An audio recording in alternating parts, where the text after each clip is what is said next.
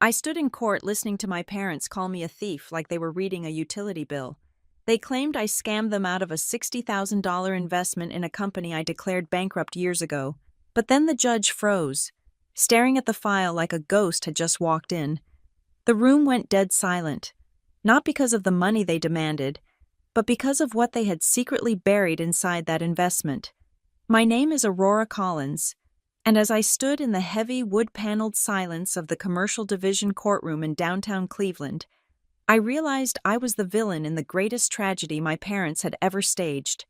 The air in the room was stale, recycled through vents that had not been cleaned since the 80s, smelling faintly of floor wax and old paper, but the toxicity coming from the plaintiff's table was sharp enough to cut through the ventilation. I kept my back rigid, my hands clasped so tightly behind me that my knuckles turned white. I was 33 years old, the CEO of a tech firm that handled sensitive data compliance for federal contractors. Yet in the presence of Gerald and Marlene Cross, I felt like I was 7 years old again, waiting to be scolded for leaving a light on. They were not just suing me, they were performing. Gerald stood at the podium, gripping the edges with hands that shook just enough to suggest righteous indignation. He wore his Sunday suit, the navy blue one with the slightly frayed cuffs that he usually saved for funerals and weddings. It was a calculated wardrobe choice. He wanted to look like the honest, hard-working, blue-collar father who had been swindled by his slick, city-dwelling daughter. Beside him, my mother, Marlene, dabbed at dry eyes with a crumpled tissue. She was wearing a cardigan I had bought her 3 Christmases ago. The irony was not lost on me, even if it was lost on the court. My lawyer, Renee Caldwell, sat beside me. She was the polar opposite of my parents' theatrical chaos. Renee was stillness personified. She did not fidget. She did not sigh. She barely blinked. When the accusations started flying, I had started to rise, my mouth opening to defend myself, to scream that they were lying. But Renee's hand had clamped down on my forearm. Her grip was like iron. "Let them talk," she had whispered, her voice barely audible over the hum of the courtroom. "They are digging their own grave. Do not take the shovel out of their hands." So I stood, and I listened. Gerald cleared his throat, the sound echoing in the high-ceilinged room. He looked at Judge Elena Ketter, a woman with steel-gray hair cut in a sharp bob and eyes that looked like they had seen every variety of human greed the state of Ohio had to offer. "Your Honor," Gerald began, his voice cracking with rehearsed emotion, "we are not litigious people. We are family people. We believe in blood. We believe in supporting our children. When Aurora came to us 5 years ago, begging for help, begging for a lifeline because no bank would look at her, we did not hesitate. We scraped together our savings. We took money that was meant for our retirement, meant for our golden years, and we gave it to her." He paused for effect, looking back at the gallery where a few bored local reporters were tapping on their phones. $60,000, Gerald said, emphasizing each word. "We gave her $60,000. She promised us it was an investment. She promised us we were partners. She said that when she made it, we would make it." He pointed a finger at me. It was a gesture I knew well. It was the finger of judgment. "And what did we get?" he asked the room. Silence, evasion, and then, finally, the news that she had run the company into the ground. She told us it was over. She told us our money was gone, vaporized. But look at her. He swept his hand toward me. I was wearing a charcoal suit, tailored and professional. "Does she look bankrupt to you? Does she look like someone who lost everything? No. She stole our investment. She stole our trust. And now we want what is ours." The sheer audacity of it made my stomach churn. I remembered the transfer. I remembered the guilt trips. I remembered the way they had made that $60,000 feel like a noose before the check even cleared. But I said nothing. Judge Ketter looked down at the filings spread across her bench. She adjusted her reading glasses, her expression unreadable. "Mr. Cross," the judge said, her voice calm and level, "you are seeking damages in the amount of $280,000. Can you explain the math to the court if the principal investment was 60,000? How did we arrive at nearly $250,000 more? Gerald straightened up, looking insulted that she would even ask. It is simple math, Your Honor, he said. It is the principal, plus the emotional distress of being lied to by our own flesh and blood. But more importantly, it is the expected interest. If we had put that money into the market, or if the company had succeeded as she promised it would, that is what we would have. We are asking for the valuation she stole from us. She deprived us of our profit. Marlene spoke up then, her voice trembling. She did not stand, but she leaned into the microphone at their table. We just want justice, she sobbed softly. We sacrificed everything for her. We went without vacations. We drove old cars, all so she could play CEO, and she discarded us like trash. The courtroom was quiet. Even the reporters had stopped tapping. It was a compelling narrative. The ungrateful, successful daughter stepping on the necks of the parents who lifted her up. If I were a stranger, I would have hated me too. Renee leaned toward me, her lips barely moving. Hold, she murmured. I could feel the heat rising in my cheeks. They were talking about Juniper Hollow Systems, as if it were a lemonade stand I had kicked over. They had no idea what the company actually did. They had never asked about the code, the compliance algorithms, or the 18-hour days I spent building the infrastructure from nothing. To them, Juniper Hollow was just a black box they had put coins into, and they were angry that it had not spit out a jackpot. Judge Ketter continued to flip through the file. Her hand stopped. She turned a page back, then forward again, her brow furrowed. She picked up a document, holding it closer to the light. The silence in the room stretched thin, like a rubber band about to snap. The judge's eyes scanned the page, then darted up to look at me. For a second, I thought I saw a flicker of recognition. Then she looked at the cover of the file again. Ms. Collins, the judge said. I stepped forward to the microphone. My legs felt heavy, but my voice was steady when I spoke. Yes, Your Honor. The judge tapped her finger against the paper. The defendant is listed here as Aurora Collins, doing business as Juniper Hollow Systems. Is that correct? Yes, Your Honor. I said, and your parents claim that you informed them this entity was defunct, that it had failed. That is what they claim. I said carefully. Gerald scoffed loudly from the other table. We do not claim it. She said it. She looked us in the eye 3 years ago and said the company was dead. She said there was zero value left. Judge Ketter raised a hand, silencing him without looking away from me. Her focus was entirely on the name of my company, Juniper Hollow Systems. She repeated slowly, testing the syllables. She leaned back in her high leather chair, taking her glasses off and setting them on the bench. The boredom that had been present in her eyes just minutes ago was completely gone. It was replaced by a sharp, predatory intelligence. Mr. Cross. Mrs. Cross, the judge said, addressing my parents. You are under oath. You are stating for the record that you believe this company is worthless, and you are suing for what you believe should have been your return had it succeeded. Is that your position? Absolutely, Gerald said. She crashed it. But we know she hid assets. We know she kept the money for herself. We want the court to force her to pay us what that company should have been worth if she was competent. The judge looked at me again. There was something in her expression that sent a jolt of electricity down my spine. It was not anger. It was almost amusement. Ms.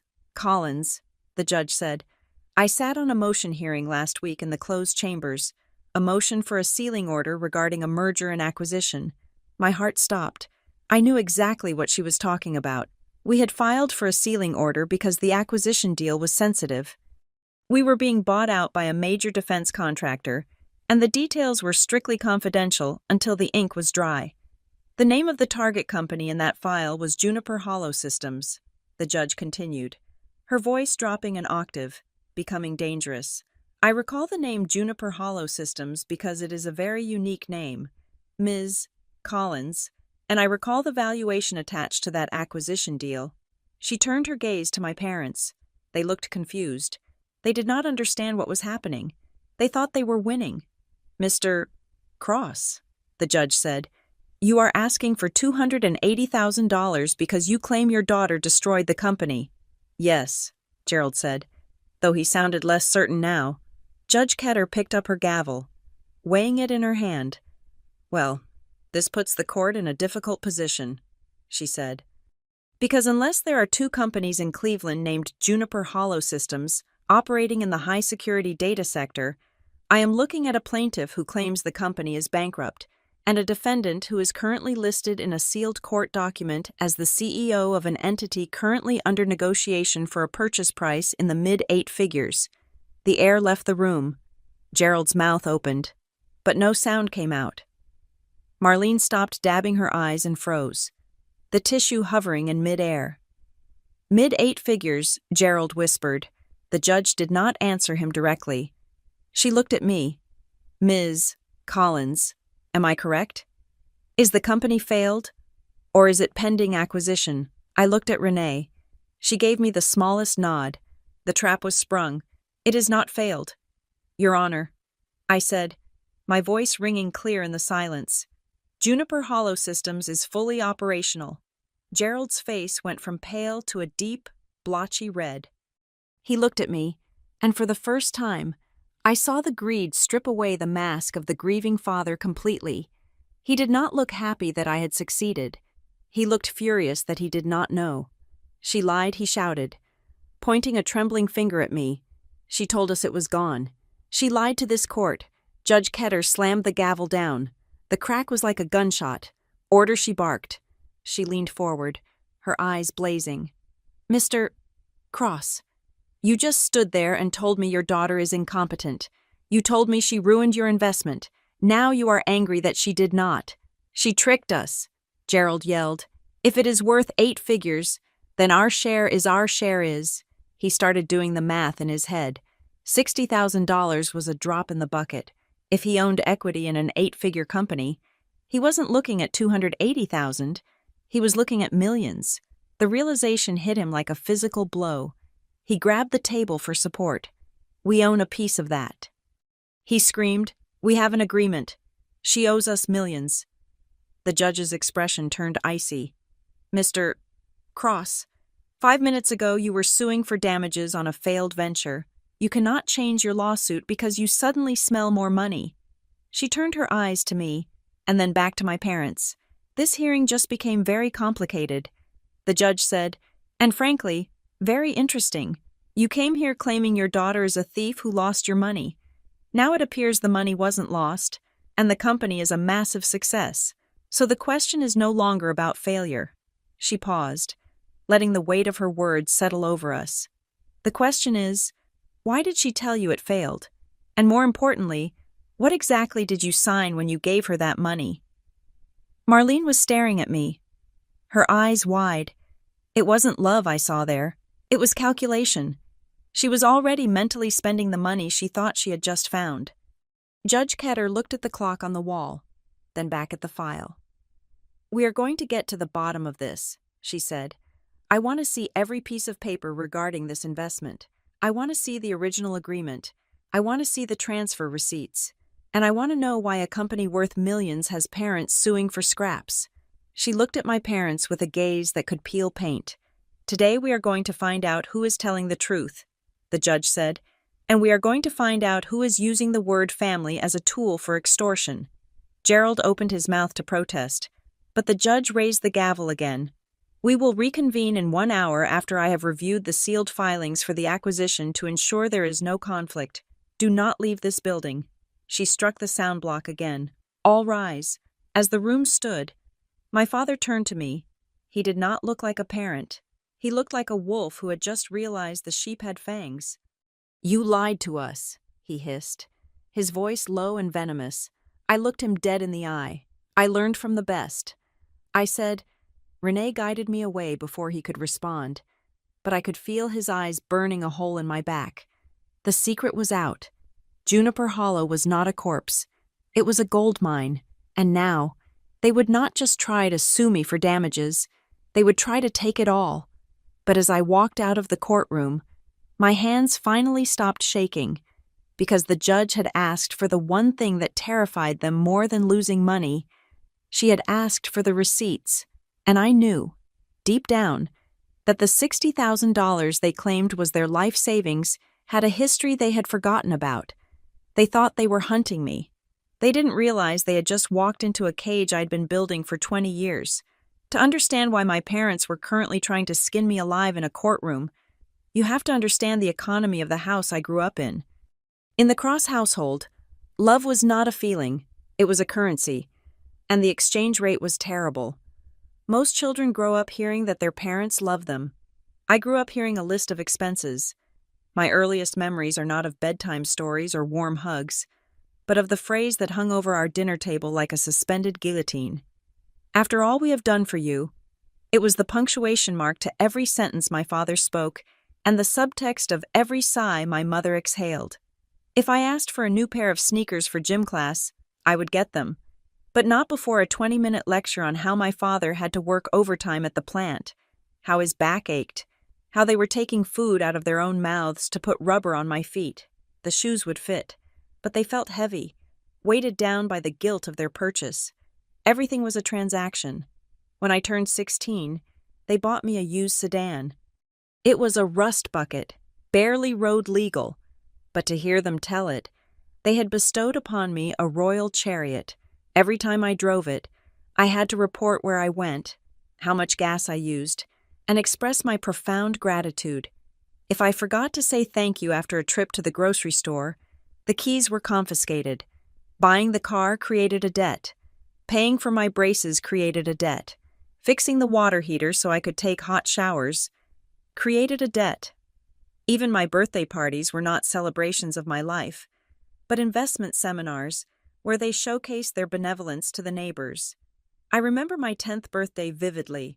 I was opening a present, a simple art set, and my mother leaned over to my aunt and whispered loud enough for the whole room to hear that they really could not afford it, but they just wanted to see me smile. The smile froze on my face. I felt like a thief for holding the box. I learned to live in the red. I learned that my existence was a burden they were graciously tolerating. To survive. I developed a persona that was less of a daughter and more of a customer service representative. I learned to apologize for things that were not my fault. I learned to make myself small so I would not incur any more overhead costs. I learned that silence was the only way to avoid adding to my tab. When I left for college, I thought I had escaped. I worked 3 jobs to pay my own tuition because I refused to take a dime from them that I would have to hear about for the next 40 years. But even then, they found ways to invoice me emotionally. If I did not call home every Sunday at noon, I would get voicemails detailing my mother's insomnia or my father's high blood pressure, both of which were directly attributed to my lack of consideration. After graduation, I drifted into the world of data compliance and security software. It was not the most glamorous field in the tech world. It was not flashy consumer apps or social media disruption. It was the plumbing of the internet. It was rules, regulations, and firewalls. I loved it. I loved the structure. I loved that in code. If you followed the rules, the system worked. There was no guilt in Python. There was no emotional blackmail in an encryption key. I spent 5 years working for a mid-sized firm, hoarding my knowledge and my paycheck, living in a studio apartment that was smaller than my childhood bedroom, but infinitely more spacious because it was mine. I ate ramen and worked late, and slowly, the idea for Juniper Hollow systems began to form. I saw a gap in the market. Government contractors and healthcare providers were struggling to keep up with shifting federal data privacy laws. They needed a system that was adaptive, an automated compliance shield that evolved as the laws changed. I built the prototype on weekends. It was rough, but it worked. I knew I had something. I knew I could build a company that mattered, but I needed capital to get the servers running and to hire a legal consultant to verify the framework. I went to the banks first. I put on my best suit and walked into loan offices with my business plan binder. I sat across from men who looked at me like I was a girl selling cookies. They looked at my age. They looked at my lack of collateral. I did not own a house. I did not have a cosigner. One by one, they turned me down. Risk profile too high. Assets too thin. Come back when you have revenue. I was crushed. I had the engine, but I didn't have the fuel. That was when the phone rang. It was my mother. She had heard through the family grapevine, probably my aunt, that I was trying to start a business and hitting walls. "Why didn't you come to us?" she asked. Her voice was sweet, dripping with that artificial concern that always preceded a lecture. I tried to deflect. I told her it was complicated. I told her it was a lot of money. "Your father and I have been saving," she said. "We have a nest egg. We want to help you. Aurora, we want to see you succeed." My stomach dropped. Every alarm bell in my head went off. I knew the cost of their money. The interest rate was my soul. I told them no. I told them I could not take their retirement savings. "We insist," my father said, getting on the line. "You are our daughter. What is the point of us working all our lives if we cannot help our only child?" They invited me to dinner to discuss it. I went, mostly because I was hungry and desperate, but I promised myself I would not sign anything. The house smelled the same as it always did: pot roast and lemon polish. We sat at the same table where I had endured 1,000 lectures about the cost of electricity. My father laid it out. They could liquefy some assets. They could come up with $60,000. It was exactly what I needed to launch. It was the difference between Juniper Hollow being a dream and being a reality. I looked at the checkbook sitting on the table. It looked like a loaded gun. "I appreciate it," I said, my voice tight, "but this has to be a business arrangement. If I take this, it is an investment. Strictly business." My father laughed.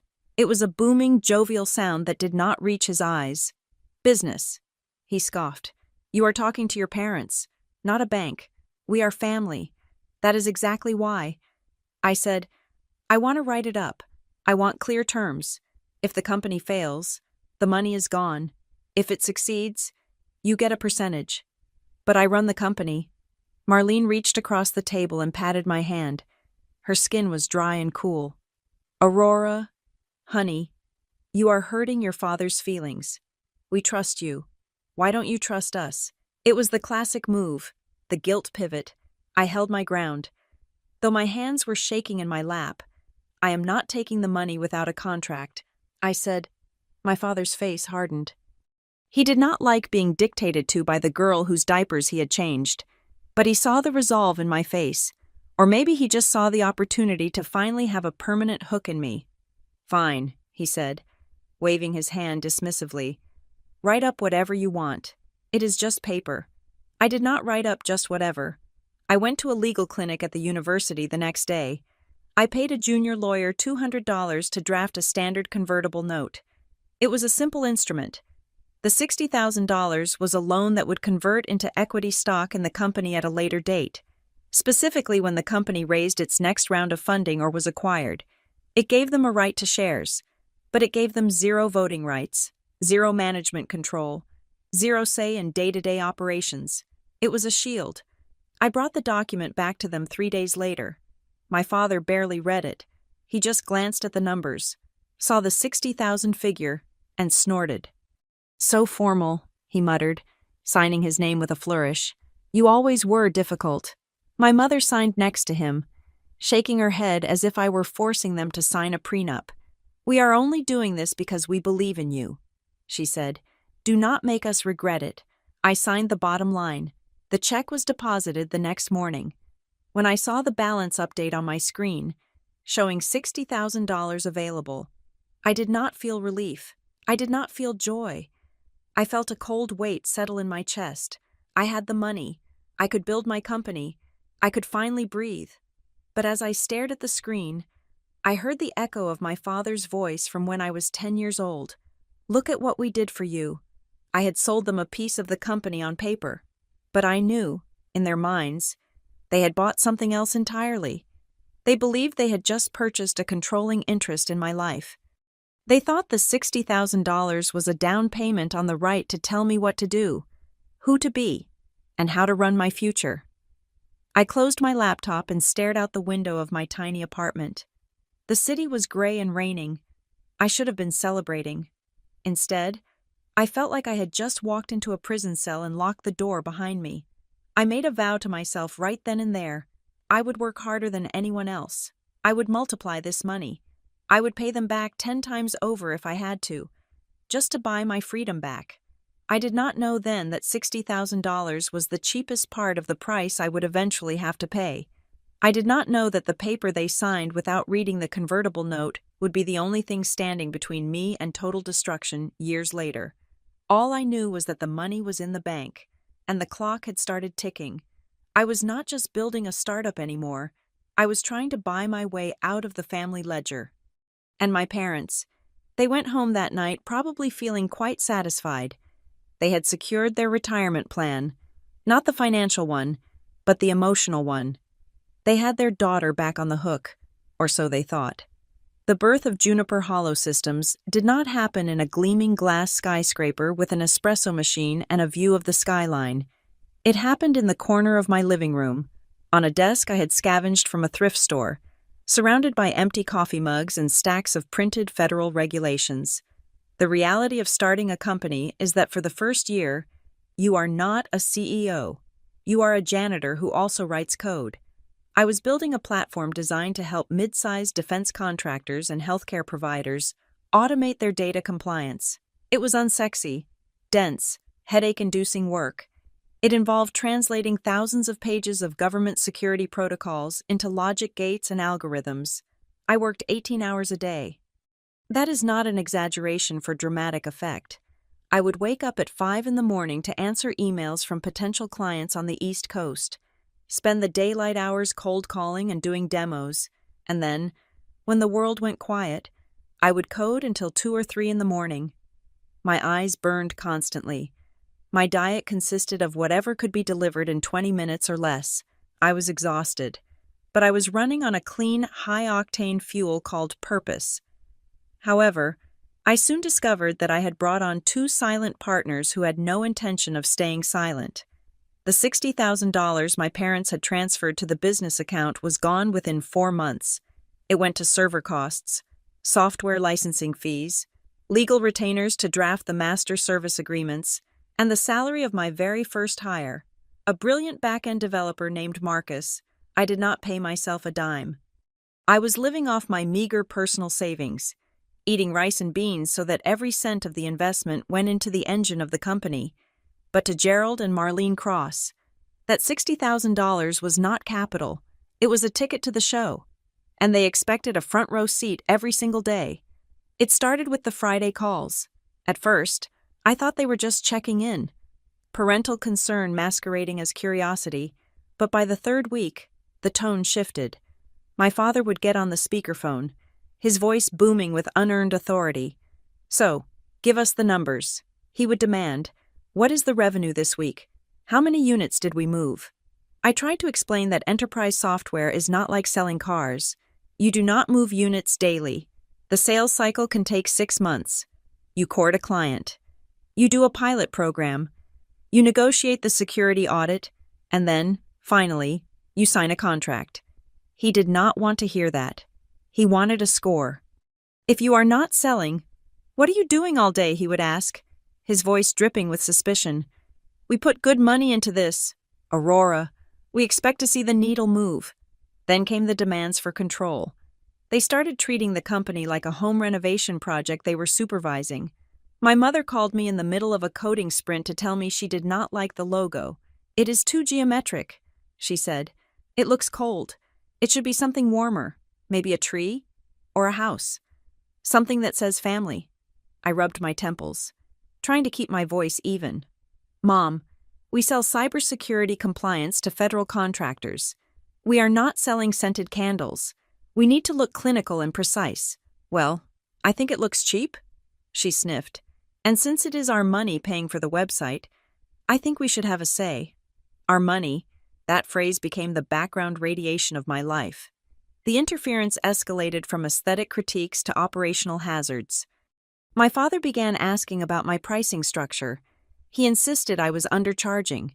He had no knowledge of the market, no idea what our competitors were doing, and couldn't tell a firewall from a fire drill. But he was absolutely certain that he knew business better than I did, because he had been alive longer, raised the price by 20%. He told me one afternoon, "You are leaving money on the table. I cannot do that." "Dad," I said, "we are a new entrant. We have to be competitive to get the initial case studies." "You are being soft," he countered. "You need to be a shark. I would not let them walk all over me like that." But the real breaking point began with the clients. In my line of work, confidentiality is not just a preference, it is a legal requirement. I signed strict non-disclosure agreements with every potential client. I could not talk about who I was meeting with, what their data vulnerabilities were, or even that we were in discussions. My parents could not wrap their heads around this. They wanted bragging rights. They wanted to go to their bridge club or the golf course and drop names. "Who are you meeting with today?" my father asked during one of his inquisitions. "I cannot say," I replied. "Don't give me that," he snapped. "I am an investor. I am effectively a board member. You have to tell me." "No, I don't," I said, my patience fraying.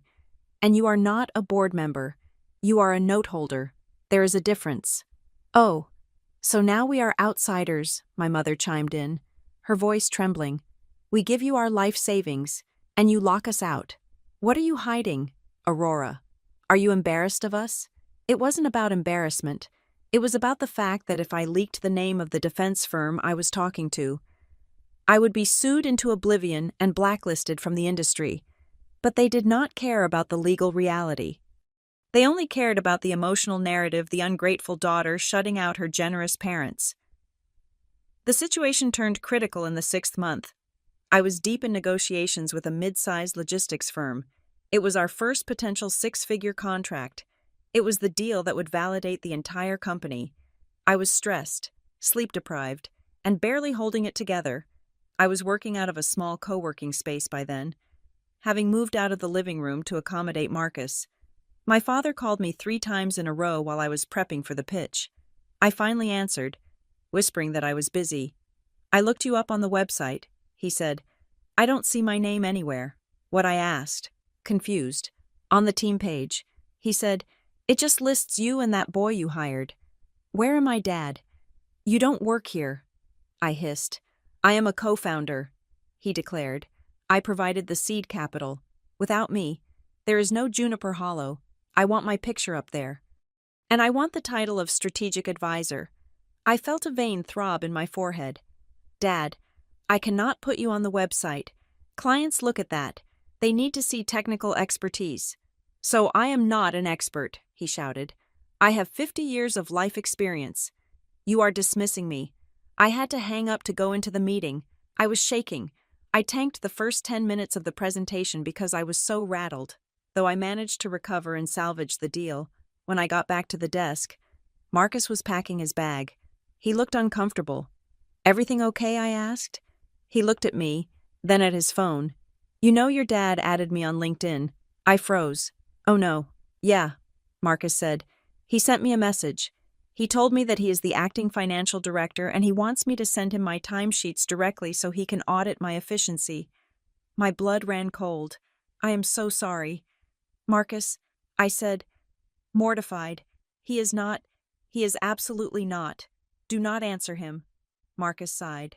"Look, Aurora. I like the product. I like working with you. But I left my last job to get away from politics. If I have to report to your dad, or if he is going to be breathing down my neck, I can't do this." He didn't quit right then. But the damage was done. The trust was fractured. He looked at me not as a CEO, but as a woman who couldn't control her own father. 2 weeks later, Marcus resigned. He took a job at a larger firm with a boring culture but zero family drama. I lost my lead developer because my father wanted to play boss. That was the moment the switch flipped. I realized that the $60,000 was not a runway. It was an anchor. They were not trying to help me fly. They were trying to make sure they were the pilots, even if it meant crashing the plane. I called a meeting, not a family dinner, but a formal meeting. I sent them a calendar invite. I told them we needed to discuss the governance of the investment. They showed up to my small apartment looking smug. They thought I was finally going to give them the keys.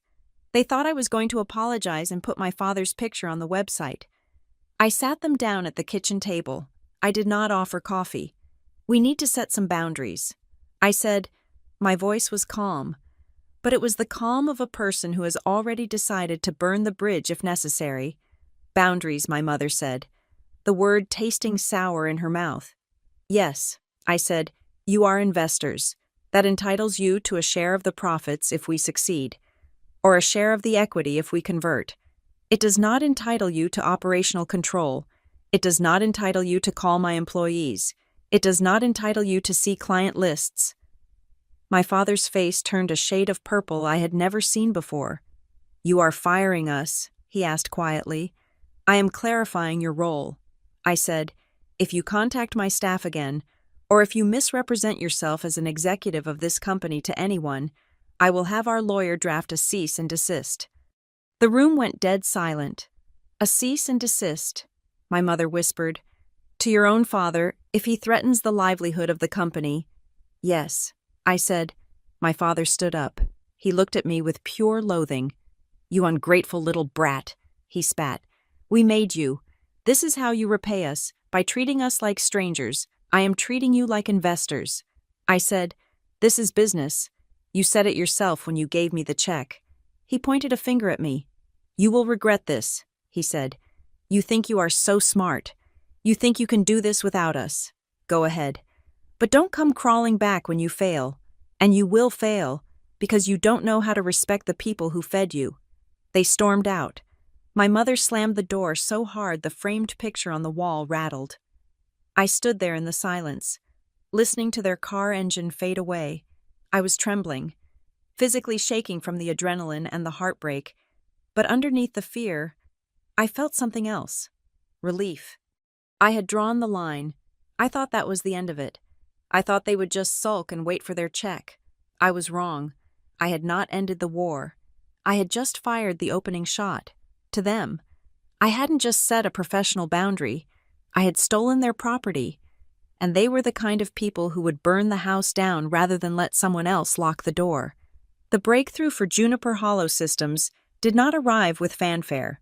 It arrived in the form of an encrypted email from a consortium of defense contractors who were scrambling to meet a new set of federal compliance standards. They were big. I cannot say their names, even now. But think of the companies that build the engines for fighter jets and the guidance systems for drones. They needed a third-party compliance shield, and they needed it yesterday. The contract value was staggering. It was not just enough to keep the lights on. It was enough to scale us into a legitimate player in the industry. It was a multi-year agreement worth over $1.2 million annually. I stared at the term sheet on my monitor, my heart hammering against my ribs like a trapped bird. This was it. This was the validation. This was the moment where I could finally breathe. But the very first thought that crossed my mind was not about hiring more engineers or moving into a real office. My first thought was, do not let them know. I became a ghost. I did not post about the deal on social media. I did not tell my friends. I scrubbed my calendar of specific names, replacing them with vague codes like Client A and Strategy Session. I knew that if Gerald and Marlene Cross caught even a whiff of $1 million contract, they would descend upon me like locusts. I needed to sign the deal, secure the funds, and establish a legal firewall before they could interfere. But I had underestimated the reach of small-town gossip. I had been seen. It was a stupid mistake. I had taken a preliminary meeting with the consortium's lead negotiator at a high-end steakhouse downtown, a place my parents would never go. But my cousin, Brenda, a woman who lived for drama, happened to be walking past the window. She saw me shaking hands with 3 men in expensive suits. She saw the leather folios. She saw the champagne toast. 2 days later, my phone rang. The caller ID showed, Dad. I let it go to voicemail. He called again, and again. On the 4th ring, I picked up, my stomach churning with a familiar mix of dread and nausea. Hello, Dad, I said, trying to keep my voice casual. There was no greeting, no pleasantries. His voice was a low, jagged growl. So, when were you planning to tell us about the big time, he asked. I played dumb. I don't know what you're talking about. Don't lie to me. Aurora, he snapped. "Brenda saw you. She said you look like you just won the lottery. Champagne suits. You are closing something big. And you are hiding it from your partners. It is just a potential lead." "Dad, I lied. Nothing is signed. You are trying to cut us out," he interrupted, his voice rising. "You think because you are moving up, you can leave us behind. We own you. We own that company.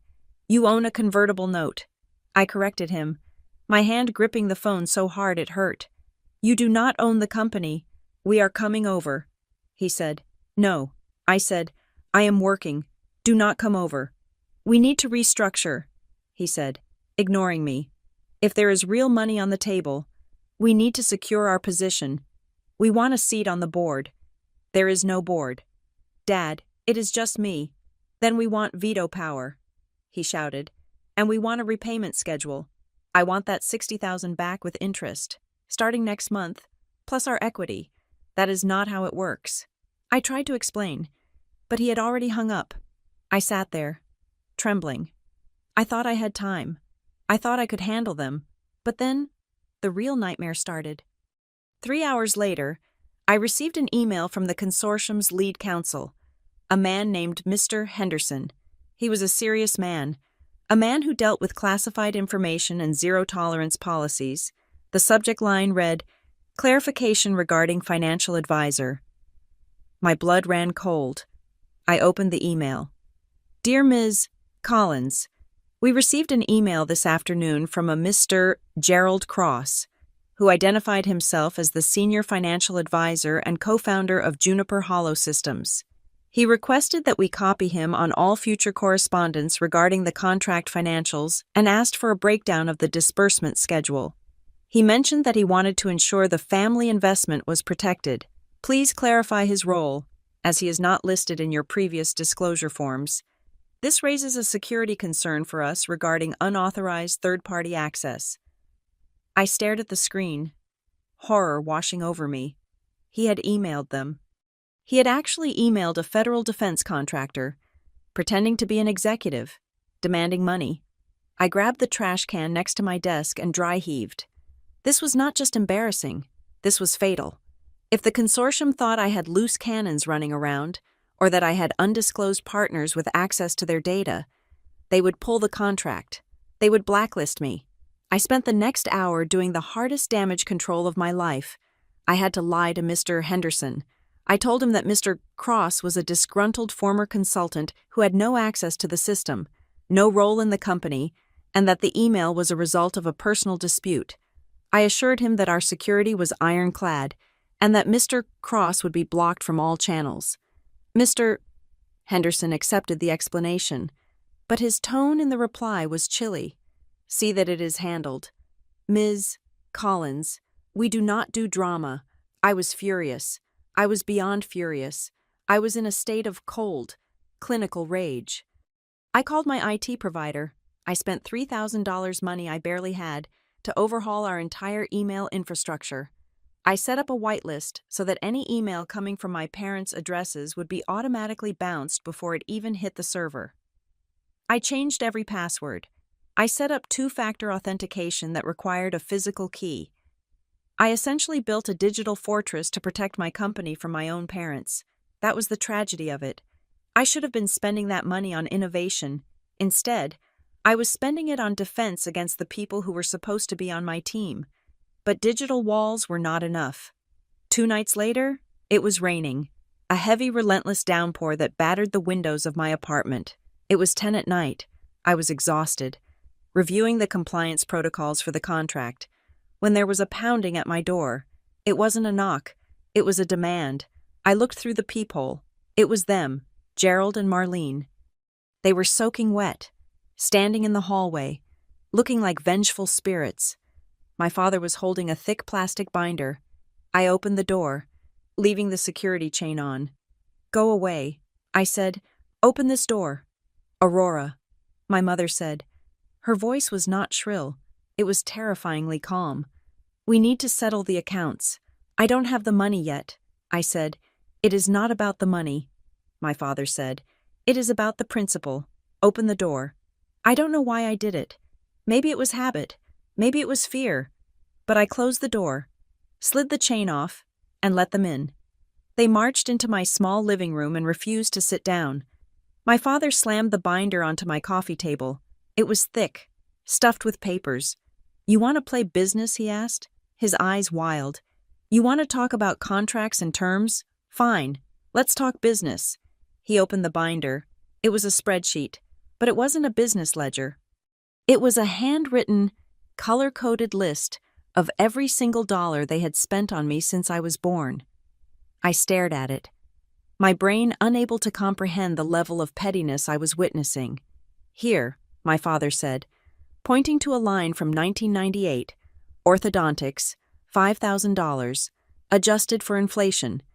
"That is $9,000 today." He flipped the page. "Piano lessons," my mother added, pointing to a column. 3 years. "You quit in the 8th grade. That was a total waste of investment. $2,000. Summer camp."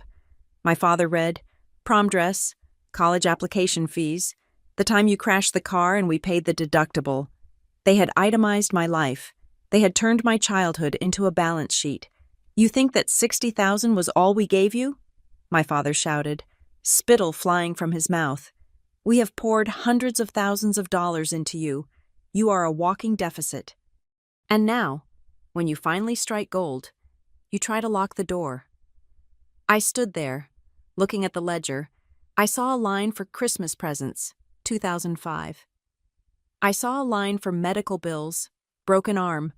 They truly believed this.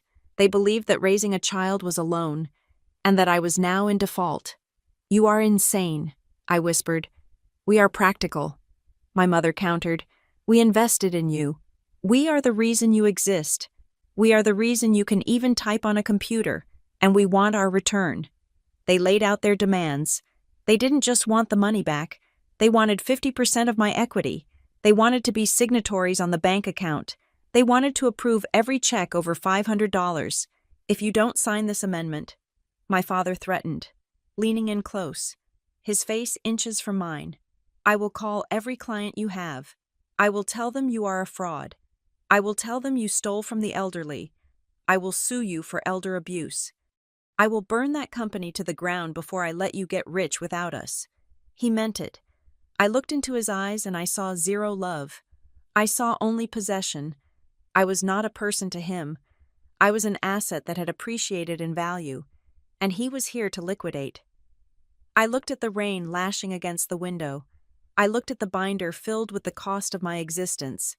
If I fought them, they would destroy the contract with the consortium. All they had to do was make one public scene, file one lawsuit, or send one more email, and the defense contractors would walk away. Security clearance requires stability.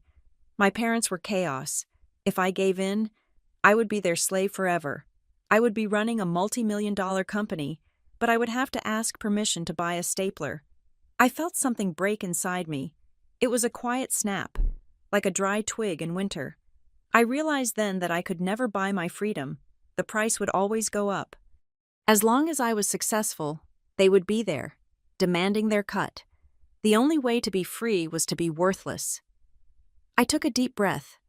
The panic in my chest suddenly vanished, replaced by a cold, dark clarity. I looked at my father. I looked at the binder. "You are right," I said softly. They blinked, surprised by my sudden surrender. "I owe you everything," I said, "and I wanted to pay you back. I really did. So sign the papers," my father demanded, pushing a pen toward me. "I can't," I said.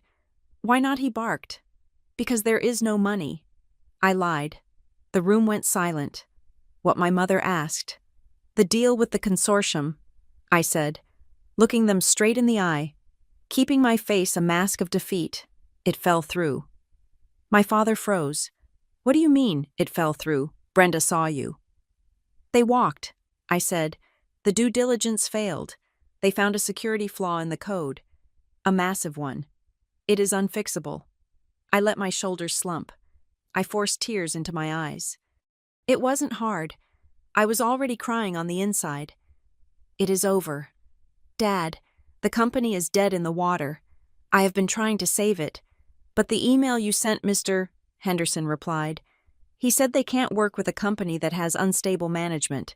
They pulled the offer an hour ago. I watched the blood drain from his face. You lost it, he whispered.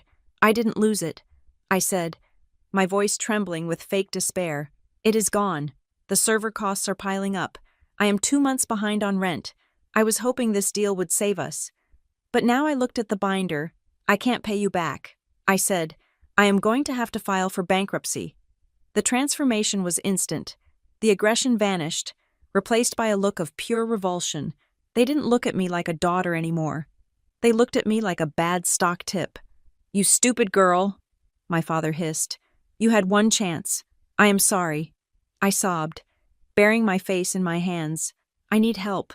Dad, I need money to pay the lawyers to wind it down. If you could just lend me. My father snatched the binder off the table. Not another dime, he said. He looked at my mother. Let's go. Marlene, this is a waste of time. They didn't hug me. They didn't ask if I was okay. They didn't offer a place to stay while I got back on my feet. They looked at me with disgust, grabbed their umbrella, and walked out the door. I heard the lock click. I heard their footsteps fade down the hall. I stood there in the middle of my living room, listening to the rain. I waited 5 full minutes to make sure they were gone. Then, I wiped my face. I walked over to my computer. I opened the email from Mr. Henderson. I typed a reply confirming that the security concern had been resolved and that we were ready to proceed with the final signatures. I had saved my company. I had saved my future. But as I hit send, I knew what I had done. I had planted a time bomb. I had told them the company was dead, and now I had to bury it. I had to hide a multi-million-dollar success story in plain sight. I had to live a double life. I thought I had won. I thought I had tricked them. I didn't know then that lies have a way of rotting, and I didn't know that by declaring the company dead, I had just given them the perfect weapon to use against me when it inevitably rose from the grave. The lie tasted like copper in my mouth. It was a heavy metallic flavor that coated my tongue and made it difficult to swallow. I sat across from my parents in a neutral location, a diner halfway between my apartment and their house, and delivered the performance of a lifetime. I wore no makeup. I had dressed in an old sweater that had seen better days. I looked exhausted, which required no acting at all, and defeated, which took every ounce of my willpower to fake. The company is dead, I said, staring into a cup of lukewarm black coffee. The contract fell through. The overhead was too high. I am filing the dissolution papers next week. I waited. In any normal family, this would be the moment for comfort. A mother might reach across the table and squeeze her daughter's hand. A father might offer a reassuring nod and say that failure is just a stepping stone, that I was young, that I could start over. I waited for a question about my mental health. I waited for them to ask how I was going to pay my rent, or if I had enough money for groceries. I waited in silence. My father did not look at my face. He looked at the table, his jaw working back and forth as if he were chewing on a piece of gristle. So that is it, he asked, his voice devoid of warmth. You just give up. I didn't give up, I said softly. I ran out of runway. The market shifted. It happens. Dad, 90% of startups fail. I don't care about statistics, he snapped, slamming his hand on the table hard enough to make the silverware jump. I care about my $60,000. When do we get it back? I looked at him, truly looked at him, and realized that to him, I was not a person. I was a broken ATM. Dad, I said, keeping my voice steady, that was an investment. You signed a convertible note. The terms are clear. If the company fails, the investment is lost. That is the nature of risk. You cannot get blood from a stone. He laughed, a harsh barking sound that drew looks from the other booths. Risk is for strangers, he hissed. Risk is for Wall Street. We are your parents. We gave you that money because we trusted you. You don't get to hide behind the law with us. You owe us that money. Mom, I said, turning to her, please, you understand. Right, I am losing everything too. I have worked for 3 years for nothing. My mother looked at me with wet, accusatory eyes. She was already rewriting history in her head, casting herself as the martyr. "You stole from us," she whispered. "You took our security. You took our retirement. And now you sit there and tell us it is gone. How could you be so selfish, Aurora? How could you abandon your family like this?" I tried to explain again. I tried to use analogies. I tried to explain that the money had been spent on salaries, on servers, on the very attempt to make them rich. But they did not want logic. They wanted a refund on a lottery ticket after the numbers had already been drawn. "You will pay us back," my father said, pointing a finger at my nose. "I don't care if you have to scrub floors for the rest of your life.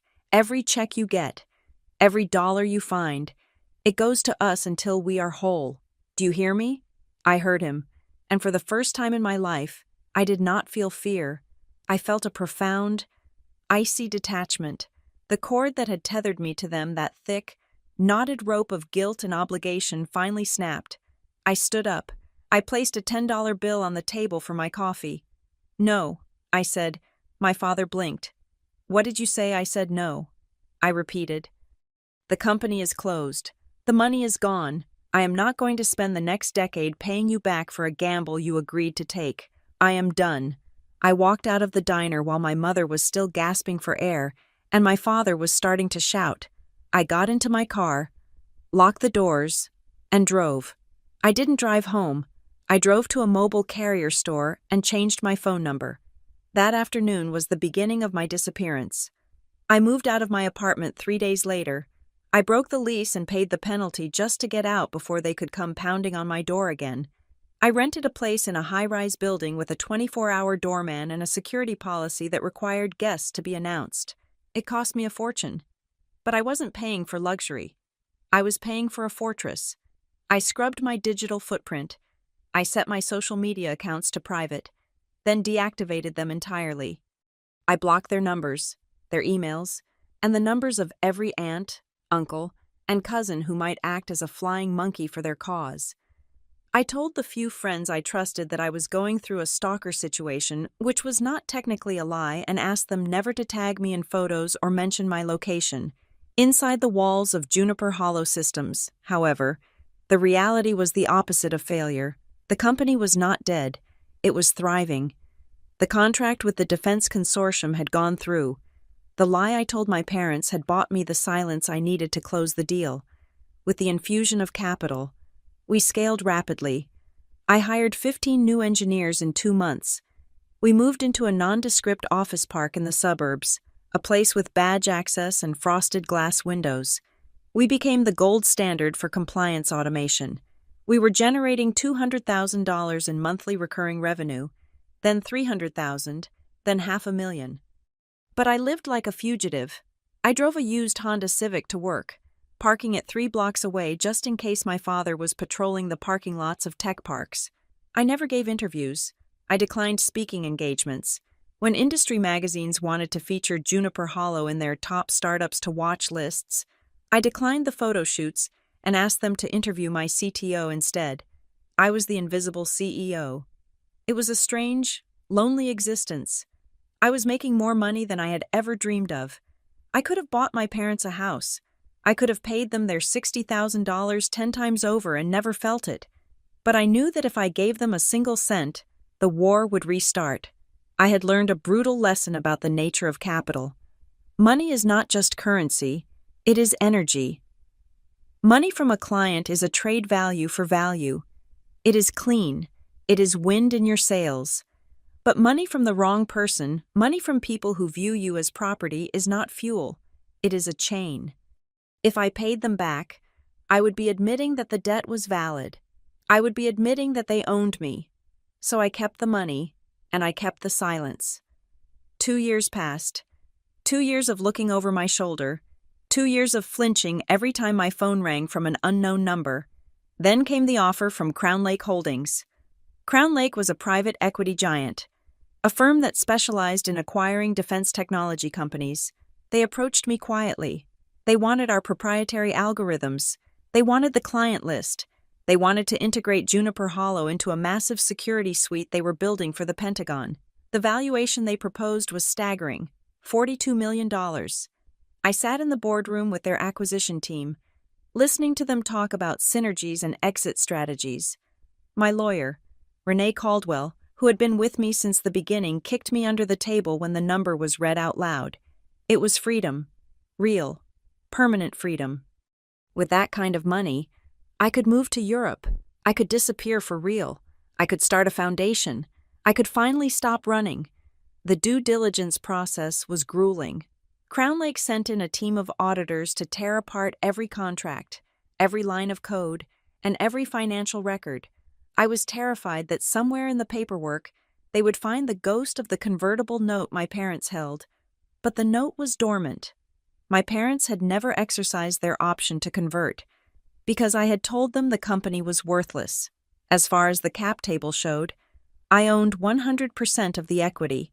The auditors didn't flag it because, in the eyes of the official records, the note was a dead instrument from a failed seed round that had never materialized. We moved toward closing. The date was set for a Friday in November. I began to relax. I let my guard down. I started looking at real estate in the south of France. I allowed myself to believe that I had actually escaped. I thought my parents had moved on, that they had accepted the loss and gone back to their lives of bitter complaints and bridge games. I was naive. I forgot that hate is a far more durable fuel than love. 3 days before we were scheduled to sign the final purchase agreement, I was at the office late. The lights were dimmed. Most of the staff had gone home. I was packing up my bag, feeling the hum of victory in my veins. The buzzer at the front entrance rang. I looked at the security feed. It was a man in a windbreaker, holding a large manila envelope. He didn't look like a threat. He looked like a courier. I buzzed him in. I met him at the glass doors of the lobby. "Aurora Collins?" he asked. "Yes," I said. He shoved the envelope into my chest. "You have been served," he said, turning on his heel and walking away. I stood there, the envelope heavy in my hands. I knew what it was before I opened it. I could feel the malice radiating off the paper. I tore the seal. Superior Court of the State of Ohio. Civil Division. Plaintiffs: Gerald Cross and Marlene Cross. Defendant Aurora Collins and Juniper Hollow Systems. I scanned the document, my breath catching in my throat. They weren't just suing for the $60,000. They were suing for fraud. They were suing for breach of fiduciary duty. They were suing for intentional infliction of emotional distress. But then my eyes caught the paragraph that made my knees buckle. The plaintiffs assert that the defendant fraudulently misrepresented the financial status of the company to induce the plaintiffs to abandon their equity position. The plaintiffs assert that they are the rightful owners of 50% of Juniper Hollow Systems. They knew. I didn't know how. And I didn't know who had told them. But they knew. They knew the company wasn't dead. They knew about the revenue. And they had timed this perfectly. They had filed the lawsuit 3 days before the acquisition. My phone buzzed in my pocket. It was the lead counsel for Crown Lake Holdings. "Aurora," the lawyer said, his voice tight. "We just got a ping from our legal monitoring service. A lawsuit was just filed against your entity." I closed my eyes, leaning my forehead against the cool glass of the door. "I can explain," I said, though I knew I couldn't. "We have a problem," he said. "We cannot close on a company that is in active litigation regarding its ownership structure. The deal is on hold." The line went dead. I slid down the glass door until I was sitting on the floor of my multi-million-dollar office. The envelope lay beside me. I had built a fortress. I had built a firewall. I had built a kingdom. But I had forgotten to check the foundation. And now, the past had not just caught up with me. It had tackled me just inches from the finish line. My parents didn't want the money. They didn't want the $60,000. They wanted to watch me bleed. And as I sat there in the dark, I realized that the war I thought I had walked away from had only just begun. The conference room in Renee Caldwell's law office was a study in sterile intimidation. It was all glass, chrome, and white leather, sitting 40 floors above the city. It was the kind of room designed to make clients feel safe and opponents feel small. But as I sat there, staring at the stack of legal filings that Renee had spread across the mahogany table, I did not feel safe. I felt like I was being dissected. Renee was the best commercial litigation attorney in the city.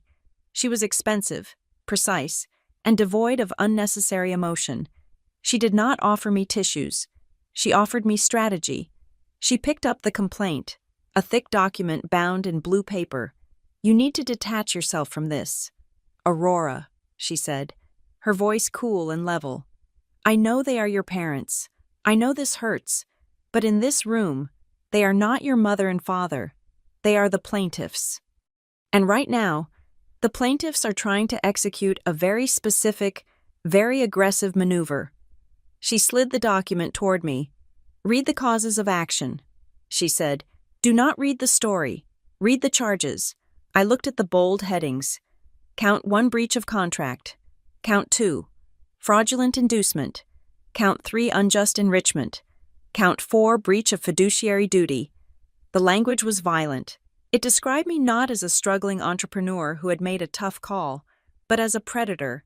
It claimed I had solicited the funds from elderly, unsophisticated investors, my parents, who were in their late 50s and sharp as tacks by promising guaranteed returns.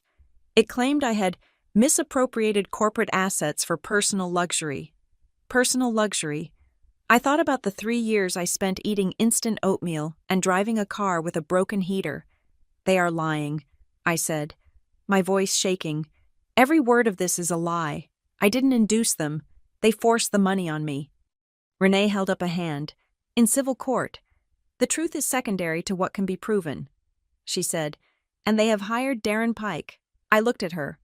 "Is that bad?" Renee grimaced, a rare crack in her professional mask.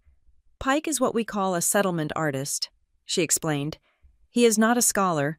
He does not want to go to trial. He is loud, messy, and aggressive. He files the most embarrassing, damaging complaints he can dream up, hoping the defendant will cut a check just to make the noise stop. He is a bulldog, and he smells blood because of the acquisition." She tapped the file. "He knows about Crown Lake, Aurora. He knows you are trying to sell. He knows that a pending lawsuit is a poison pill for that deal. He is betting that you will pay him $280,000 just to clear the docket so you can close your $42 million sale." It made sense. It was extortion with a filing fee. "I won't pay them," I said, feeling the anger rising in my throat like bile. "I will not give them a dime. If I settle, I admit I did something wrong." Renee nodded. "Good, because if we settle, they will just come back for more. But you need to see the rest of it." She reached into the file and pulled out a single sheet of paper. It was marked Exhibit C. "This is where it gets complicated," Renee said.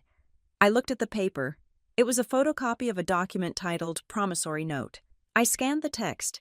It was dated 5 years ago. It stated that I, Aurora Collins, acknowledged a personal loan of $60,000 from Gerald and Marlene Cross.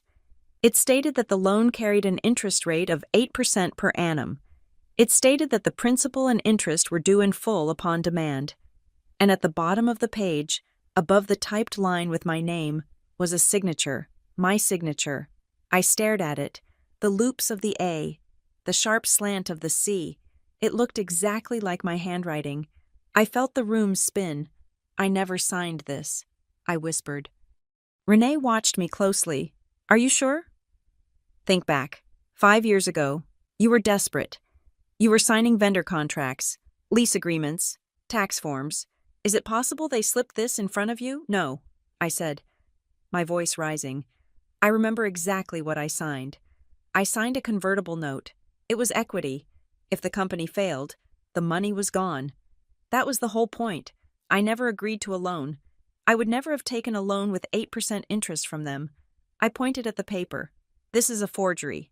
Renee leaned back in her chair, tenting her fingers.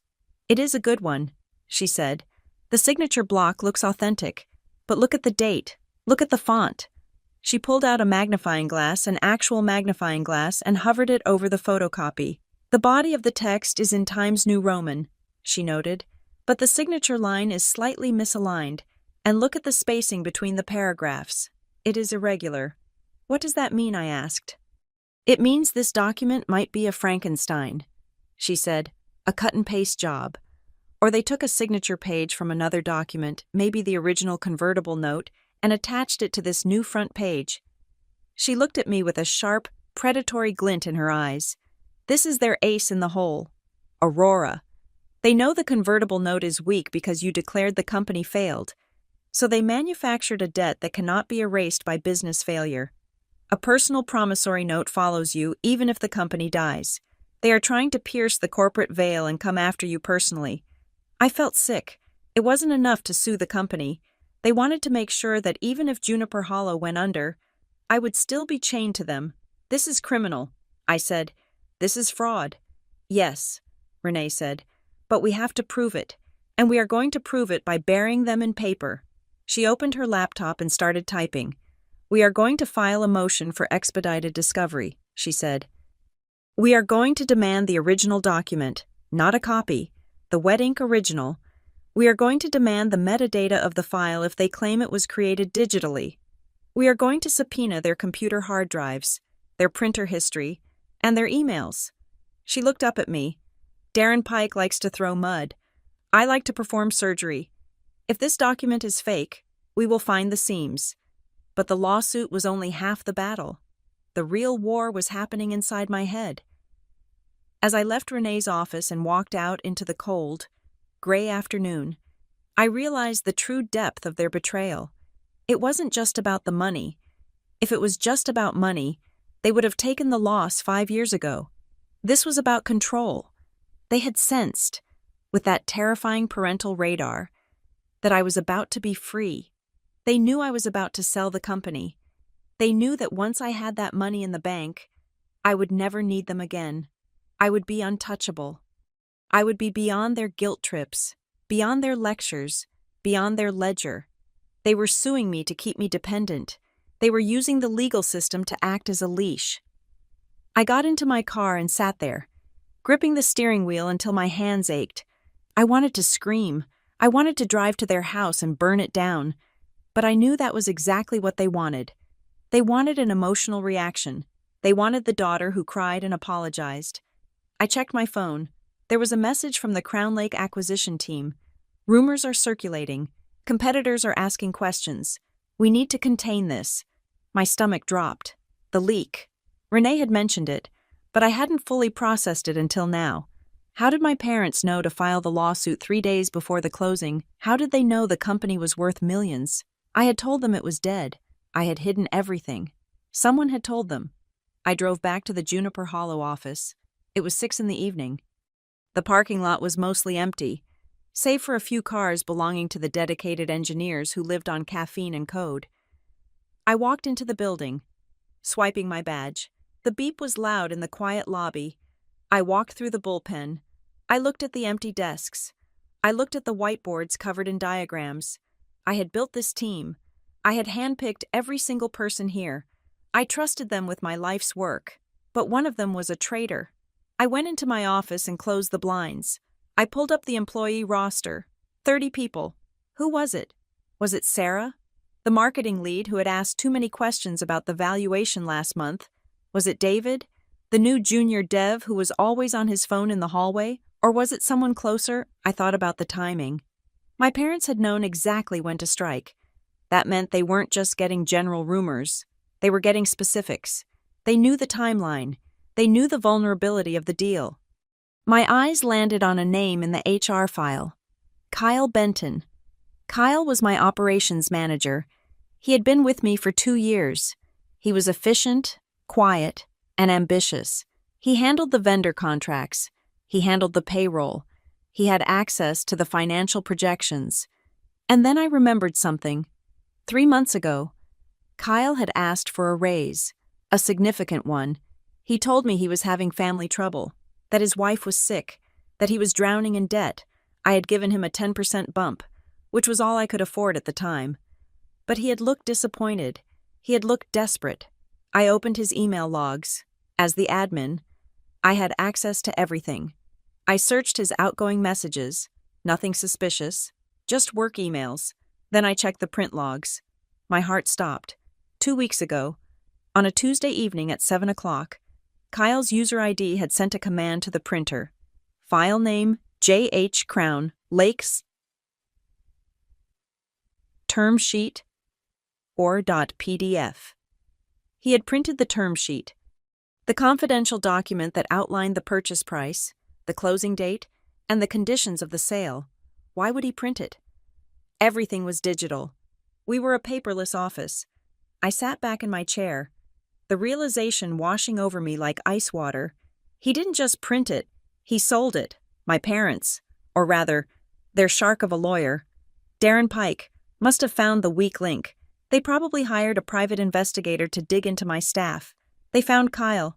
They found his debt. And they offered him a lifeline. A few $1,000s for a piece of paper. A few $1,000s to betray the person who signed his paychecks. I felt a wave of nausea, followed instantly by a cold, hard resolve. I wasn't just fighting my parents anymore. I was fighting a conspiracy. They had infiltrated my company. They had turned my own people against me. I picked up my phone and called Renee. I know how they got the information. I said, my voice flat. Tell me, Renee answered. It is an inside job. I said, I have an employee who printed the term sheet. I think Pike paid him off. This is good, Renee said. This is very good. If we can prove they paid for stolen trade secrets, we don't just win the defense, we can counter-sue for corporate espionage. Don't fire him yet, she added quickly.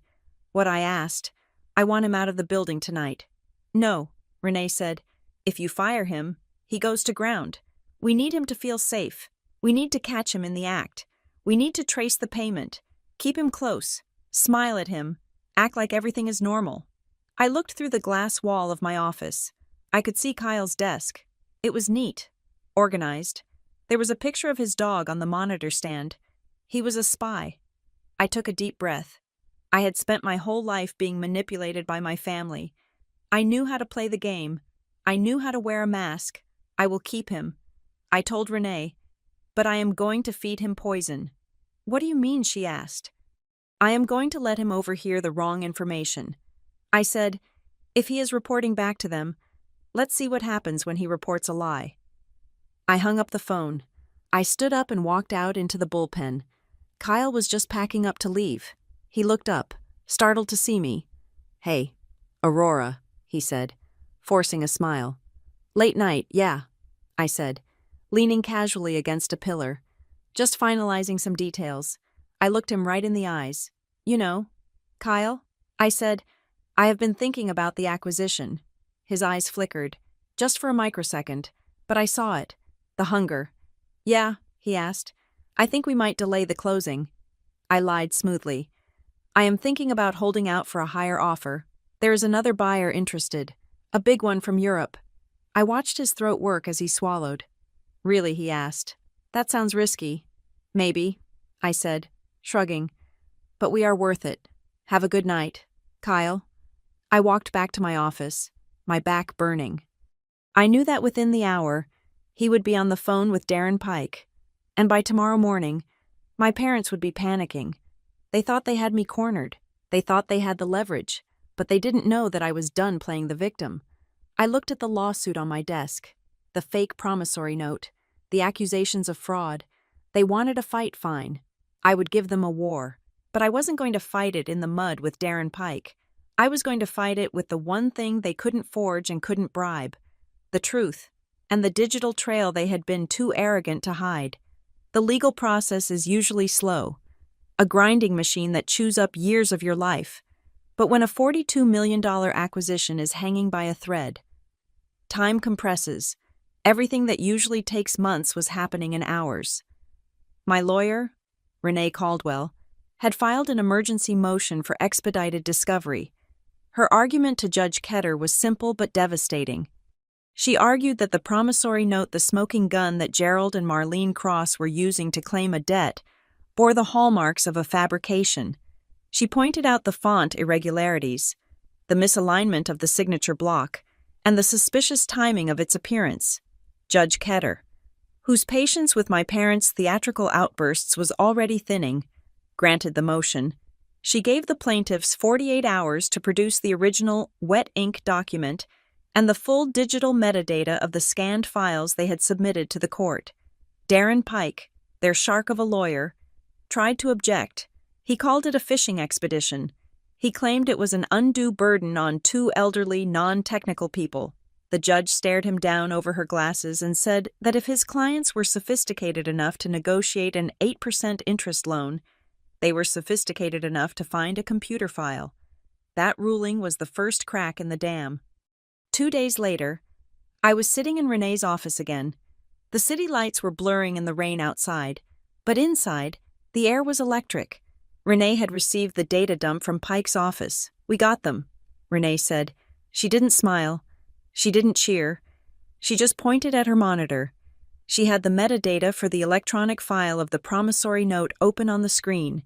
In the digital world, every file has a fingerprint. You can lie about what is written on the page, but you cannot lie about when the file was born. "Look at the creation date," Renee said. I leaned in. The date stamp read October 14th, current year, 10:42 a.m. That was 3 weeks ago. Now look at the device tag. Renee continued. It didn't say home scanner or Gerald's PC. It read Konica Minolta BizHub, UPS store 4402. I felt a cold laugh bubble up in my chest. They didn't even have the decency to forge it at home. I said, "They went to a copy shop." "Exactly," Renee said. "And here's the kicker. We cross-referenced this timestamp with the emails Pike surrendered during discovery. Look at this." She pulled up an email from my father to Darren Pike, sent on that same day at noon. The subject line was, "Found the proof." The body of the email read, "Darren. We finally located the paper she signed. See attached. This proves the debt, but the attachment wasn't an old file. It was the fresh scan from the UPS store. They literally pasted my signature onto a new document, drove to the UPS store, scanned it to make it look like a single flat image, and then emailed it to their lawyer claiming they had found it." Renee explained. "This isn't just a weak case, Aurora. This is perjury. This is fabrication of evidence." I stared at the screen.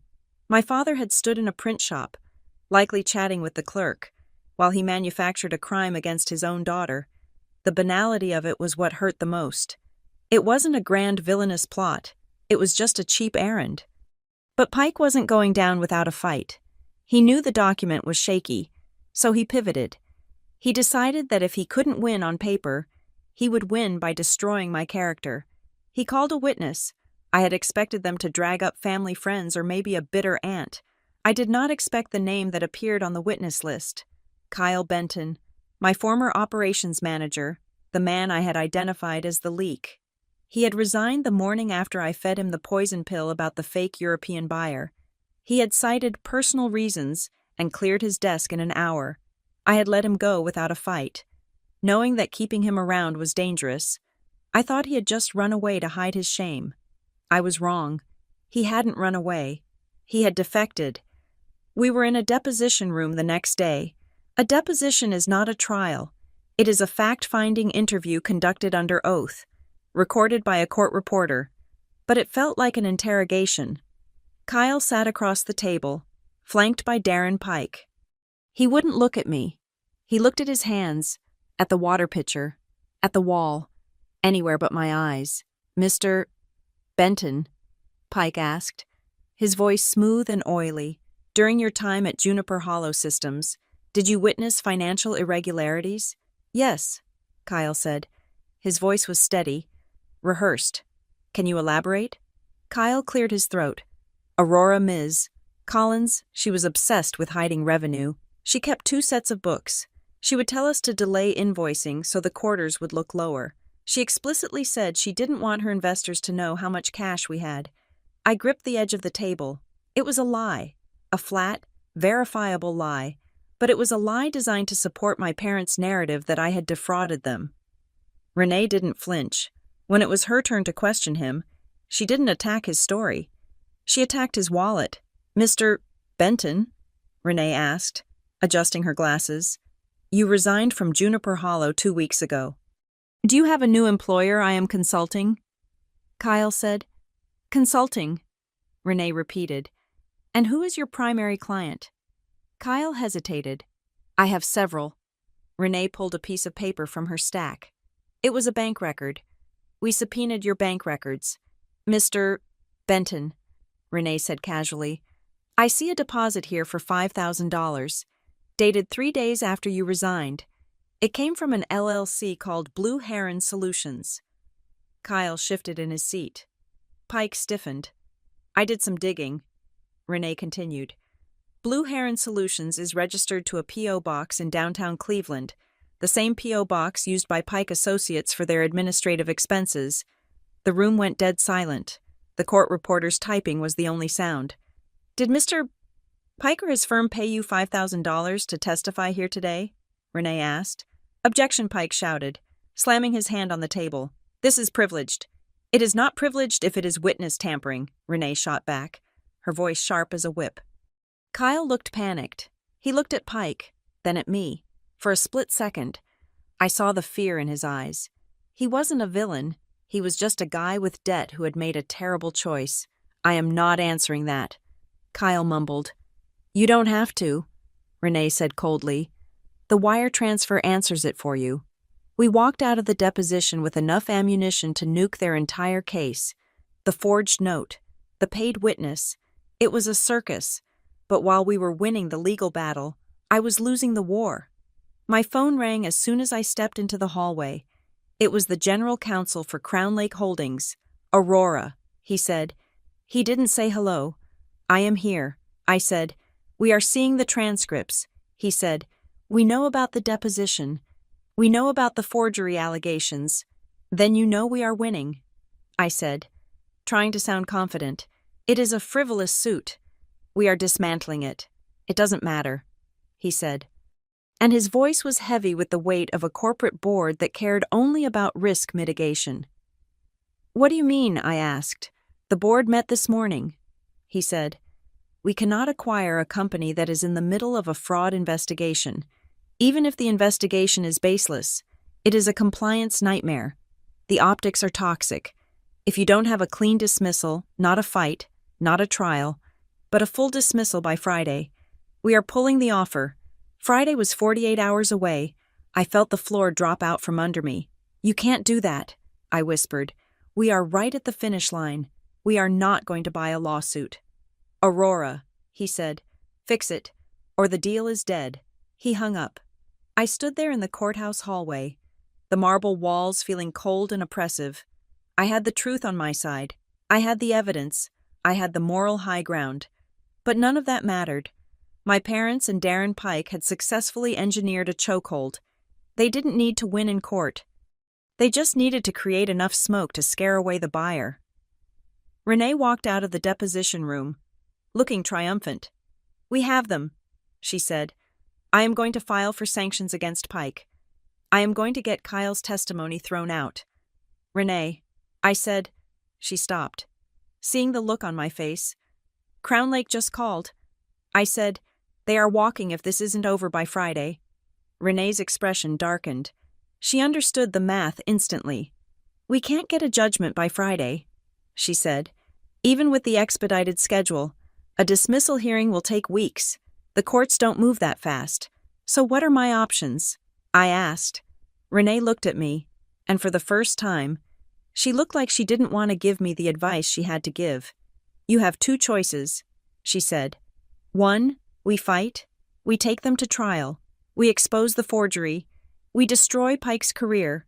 You win, but you lose the deal. Crown Lake walks. You keep the company, but you lose the $42 million. And the other choice I asked, though I already knew. 2. You settle, Renee said quietly. You pay them what they want. You give Pike his win. You write a check for $280,000. They drop the suit tomorrow. The docket is cleared. You sign the deal with Crown Lake on Friday. I leaned against the wall, closing my eyes, to get the freedom I had worked my entire life for. I had to let them win. I had to pay my abusers. I had to hand over $250,000 to the people who had tried to destroy me, and I had to smile while I did it. It felt like swallowing glass. If I pay them, I said, I am admitting that the debt was real. I am validating their delusion. Yes, Renee said, but you will be rich.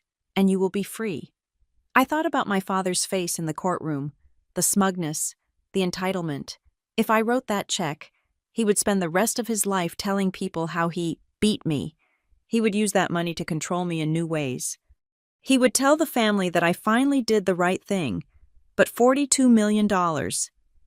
It was the ultimate test. What was worth more? My pride or my future? I looked at Renee.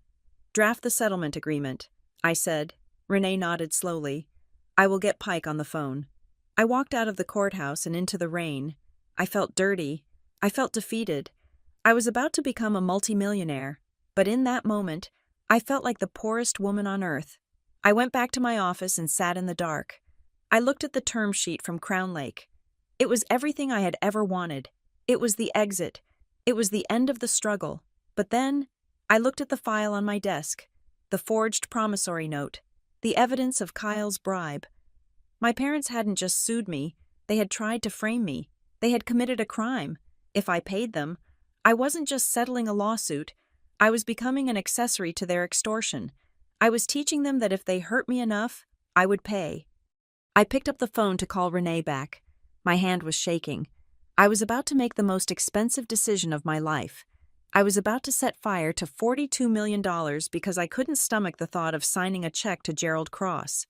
Or maybe there was a third way, a way to give them exactly what they asked for, but ensure they choked on it. I put the phone down. I didn't call Renee. Instead, I pulled up the forensic accounting report on the $60,000 investment from 5 years ago. We had requested the bank records to prove the transfer path. I opened the file. I traced the routing number, and then I saw it. The account the money had come from wasn't a joint checking account. It wasn't a savings account. It was a custodial trust. The name on the trust was Aurora Collins. I stared at the screen, my breath catching in my throat. They hadn't invested their own money. They had raided a trust fund that I didn't even know existed. The $60,000, it was mine. It had always been mine. I wasn't stealing from them. They had stolen from me, invested my own stolen money into my company, and were now suing me to get it back with interest. The realization hit me like a physical blow. The settlement agreement Renee was drafting, it was trash. I wasn't going to settle, and I wasn't just going to defend myself. I was going to put them in prison. The discovery of the custodial trust account name in the forensic report was a spark, but I needed a fire. The name Aurora Collins on the originating bank account was suspicious, but it wasn't proof of theft yet. It could have been a joint account, or a savings account they opened for me that they legally controlled. To blow this case wide open, and to save the Crown Lake deal without paying a ransom, I needed to know exactly where that money came from before it hit my company's ledger. But time was bleeding out. Crown Lake Holdings had moved from impatient to hostile. Their legal team was demanding a litigation risk assessment, a document where I had to disclose every single dirty detail of the lawsuit. I had to send them the forged promissory note. I had to send them the transcripts of Kyle's bribe testimony. I had to show them the ugly, festering wound of my family history. Sending those files felt like stripping naked in front of a firing squad. I was the CEO of a multi-million-dollar security firm, yet I was being forced to admit that my own father was shaking me down like a common criminal. Meanwhile, Gerald and Marlene opened a second front, the court of public opinion. It started small. My mother posted a vague, tearful status update on her Facebook page. It breaks a mother's heart when the child you sacrificed everything for turns her back on you. Money changes people. Pray for our family. It was masterfully manipulative. It didn't name me, but everyone in our small hometown knew exactly who she was talking about. Then came the phone calls from relatives I hadn't spoken to in years. "Aurora, how could you?" My aunt whispered into the phone. "Your father is sick with worry. He says you are trying to bankrupt them." I didn't engage. I couldn't. Any response would be used as ammunition. But the pressure was suffocating. I felt like I was being squeezed in a vice on one side, the billion-dollar corporation demanding silence, and on the other, the shrieking chorus of family guilt. Renee, however, saw an opportunity in their noise. "Let them talk," she said during our strategy session. "The more they talk, the more they trip." People who lie for a living eventually forget which lie they are telling. We need to get your mother in a deposition room before they realize we are looking at the bank records. Why my mother? I asked. Because your father is the architect, Renee said. He is disciplined. He sticks to the script. Your mother is the emotional engine. She feels justified. And people who feel justified tend to overshare because they think the truth, their version of it, will vindicate them. We scheduled Marlene's deposition for Wednesday. We did it under the guise of clarifying the timeline of the investment. Pike tried to block it, claiming Marlene was too fragile for questioning. But Judge Ketter, who was growing increasingly suspicious of the plaintiff's tactics, ordered her to appear. The deposition room was cold and smelled of stale coffee. Marlene sat next to Pike, looking small and frail in a pastel cardigan. It was a calculated look. She wanted to appear like the victimized grandmother, not the co-conspirator in an extortion plot. Renee started gently. She asked about my childhood. She asked about their finances. She lulled Marlene into a false sense of security. Mrs. Cross, Renee asked softly, you stated that the $60,000 was your life savings. Is that correct? Yes. Marlene sniffed, dabbing her eyes. We scraped it together. We emptied our retirement accounts. We denied ourselves everything to help her. And you expected a return on this investment. Of course, Marlene said. It was a loan. We were helping her build her future. But we expected her to pay us back when she made it. That is what families do. They support each other. Renee nodded sympathetically. It must have been hard. Parting with that much money. Did you discuss it with anyone else? A financial advisor? Marlene said. Just Gerald and me. Renee paused. She looked down at her notes, then back up at Marlene. Mrs. Cross, we have the transfer record here. The money didn't come from your joint savings account at First National. It came from an account at a different bank, an account ending in 402. Do you recognize that account? Marlene froze. Her eyes darted to Pike, then back to Renee. I don't recall the specific account numbers, she stammered. We moved money around to get the best interest rates. Renee pressed on. The account name on the transfer is listed as the Aurora Collins Custodial Trust. Can you explain why an account with your daughter's name was the source of the funds you claim were yours? Pike interjected. Objection. Relevance. The source of funds is immaterial. The money was transferred by the plaintiffs. It goes to ownership, Renee countered calmly. If the money belonged to Aurora Collins to begin with, then there was no loan. There was no investment. There was simply a transfer of her own assets. Marlene's face flushed pink. It was our money, she snapped, her voice losing its fragile tremor. We managed it. We put it there. You put it there, Renee asked. Or was it deposited by someone else? Marlene looked flustered. She was off script. The narrative of sacrificial savings was crumbling. It was money we were holding for her, Marlene blurted out. The room went silent. Holding for her. Renee repeated, her voice dropping to a whisper. So it was not your money. Marlene realized she had stepped into a trap. She tried to backpedal. I mean, we earmarked it for her. In our minds, it was our money. But we thought of it as her future fund. We were the custodians. We had legal control. Renee didn't smile, but I saw the tension leave her shoulders. She had the crack in the wall. So to clarify, Mrs. Cross, you are saying this was a custodial account that you managed? Yes, Marlene said, looking defiant. And we had every right to move it. We are her parents. Renee closed her folder. Thank you, Mrs. Cross. That will be all. As we walked out, Renee was already on her phone. Get the subpoena ready for that bank. She told her paralegal. I want the full history of account 402, opening documents, deposit history, withdrawal signatures, everything, rush service. The next 48 hours were a blur of anxiety. Crown Lake was calling every 3 hours for an update. I was stalling them, telling them we had made a significant breakthrough in discovery, but refusing to give details. While we waited for the bank records, a memory surfaced from the depths of my childhood. I was 12 years old.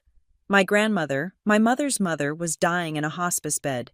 She was a stern woman, not particularly warm, but she had gripped my hand tight. Don't let them spend it all on new cars. Aurora, she had whispered, I left a little something for you, for school. Make sure you get it. I had asked my mother about it after the funeral. Marlene had sighed and told me Grandma was confused, that the medication was making her hallucinate. There was no money. She said, Grandma died with nothing but debt. I had believed her. Because why would a mother lie to her child about an inheritance? But now, the pieces were clicking into place. The investment they had made with such fanfare, the sacrifice they had held over my head for 5 years, it wasn't their sacrifice, it was my inheritance.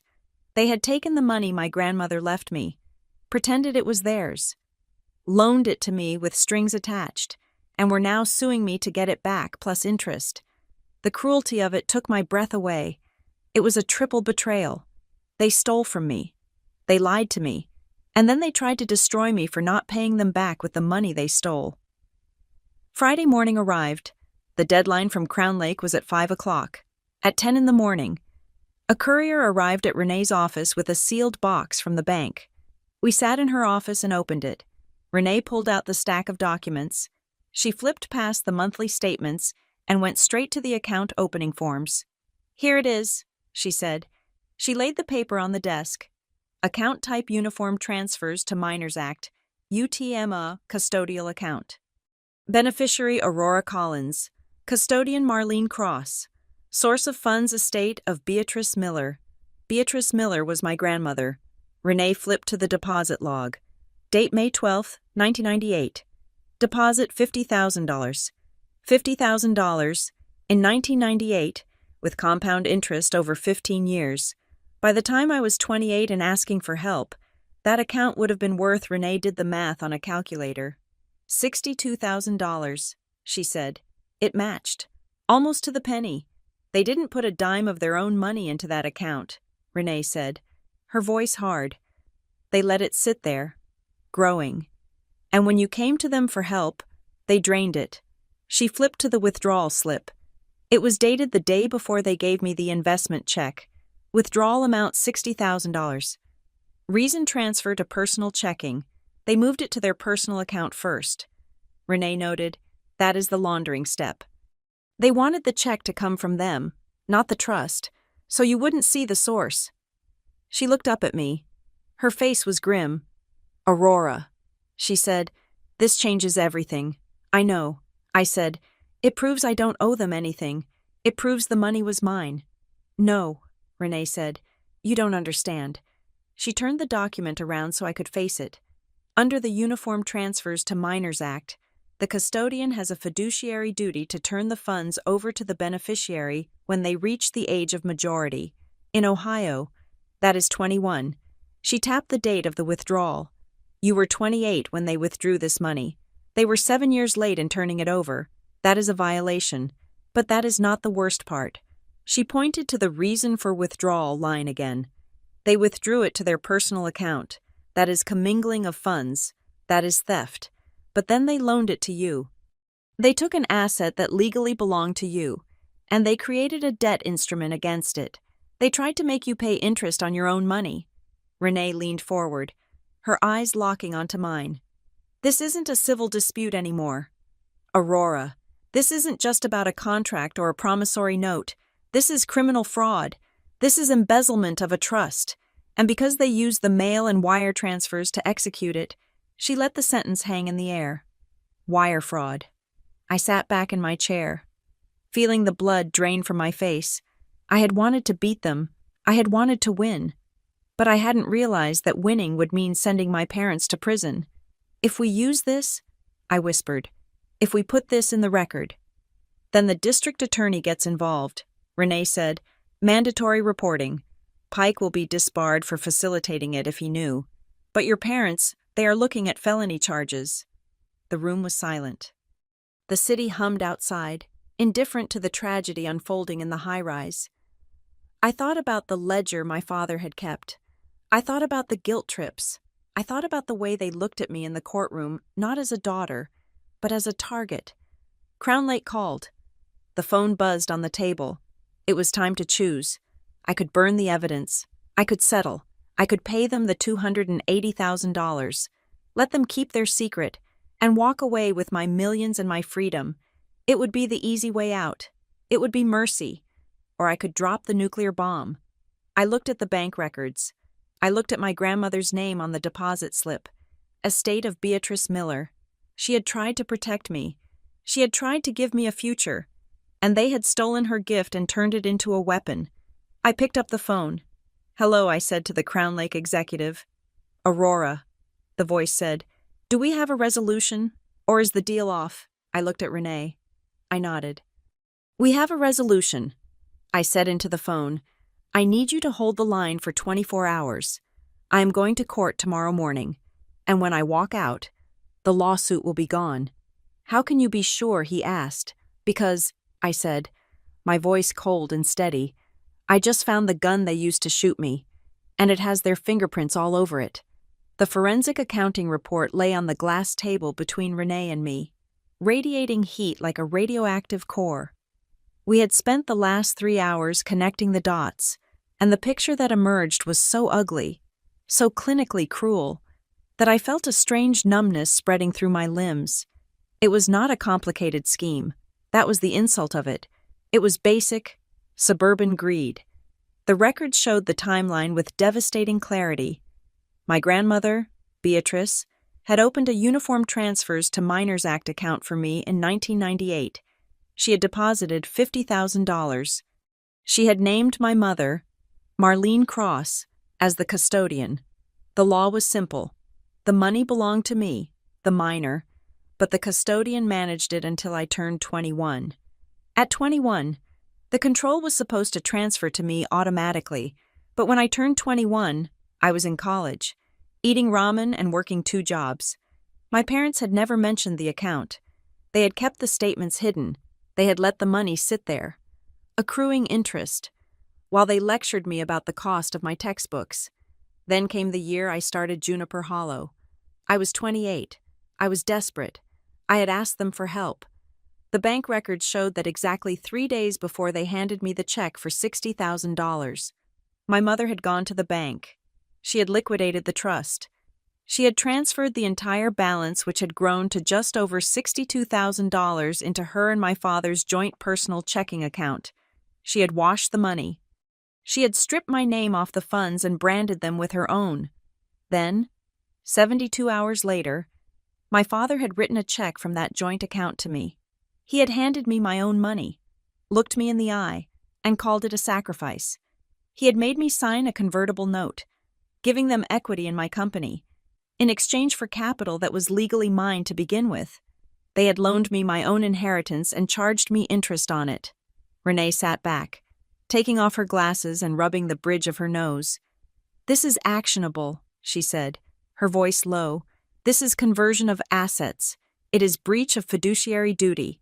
And because they used the withdrawal to fund the investment, which they are now suing to recover," she looked at me. "Aurora, if we put this into the record, we are not just winning a civil lawsuit. We are handing the district attorney a roadmap to indict your parents for grand theft and fraud." I stared at the paper. I tried to feel satisfaction. I tried to feel the thrill of victory, but all I felt was a hollow ache in my chest.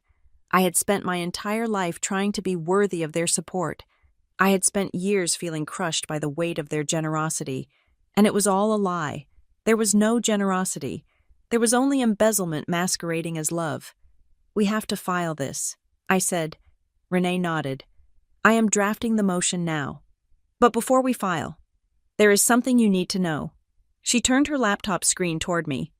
"Darren Pike called me 20 minutes ago." She said. My stomach tightened. "What did he want?" "He is panicking." Renee said.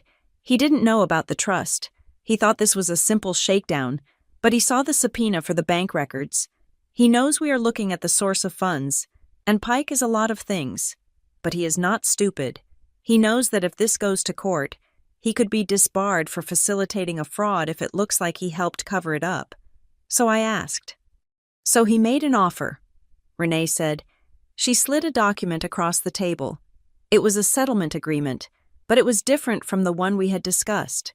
"They are offering to drop the lawsuit," Renee explained. "Complete dismissal, with prejudice, meaning they can never sue you again for this. They walk away.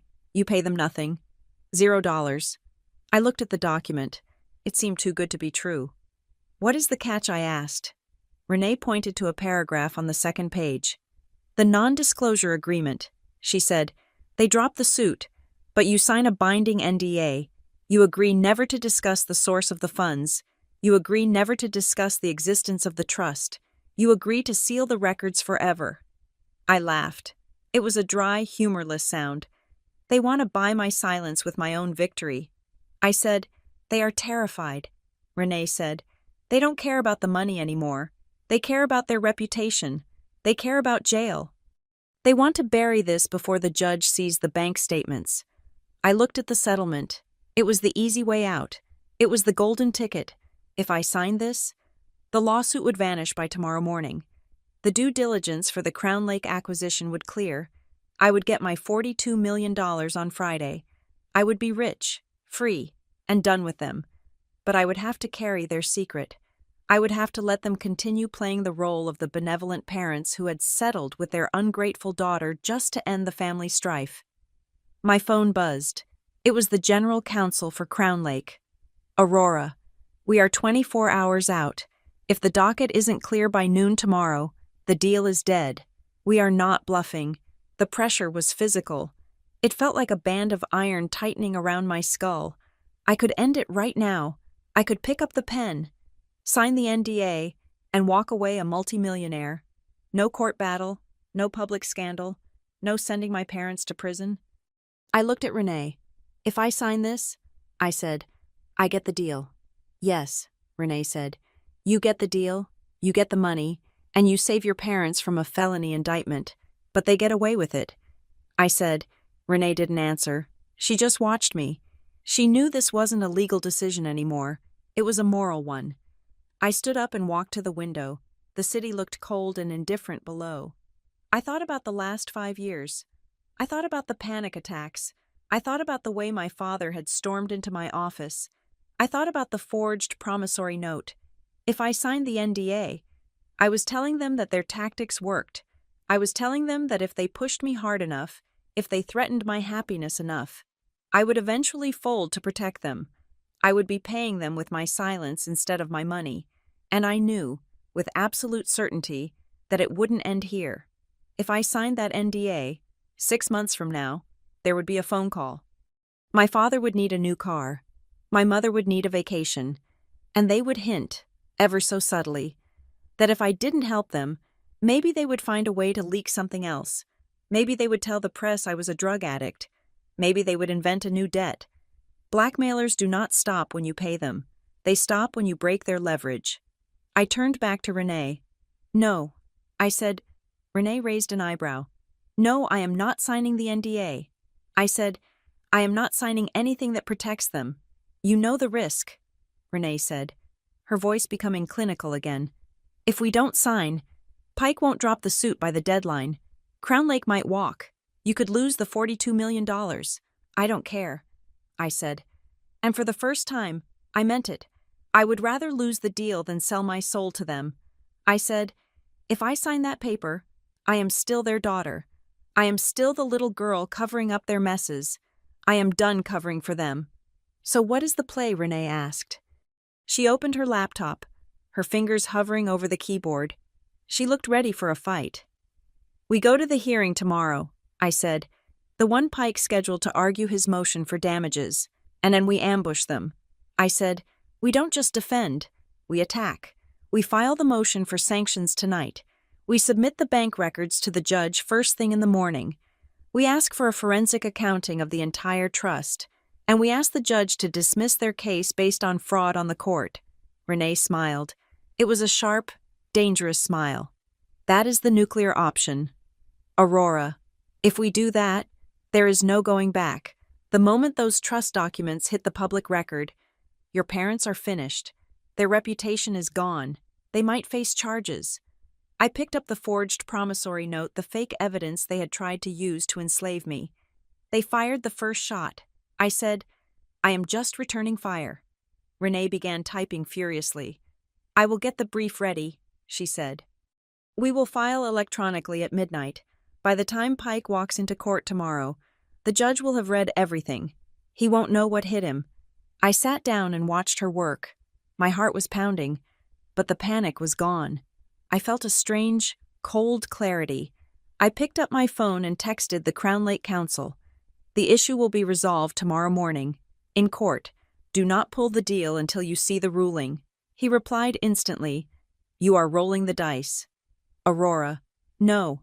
I thought as I put the phone down, I am not rolling the dice. I am flipping the table. I went home that night, but I didn't sleep. I sat in my living room, looking at the city lights.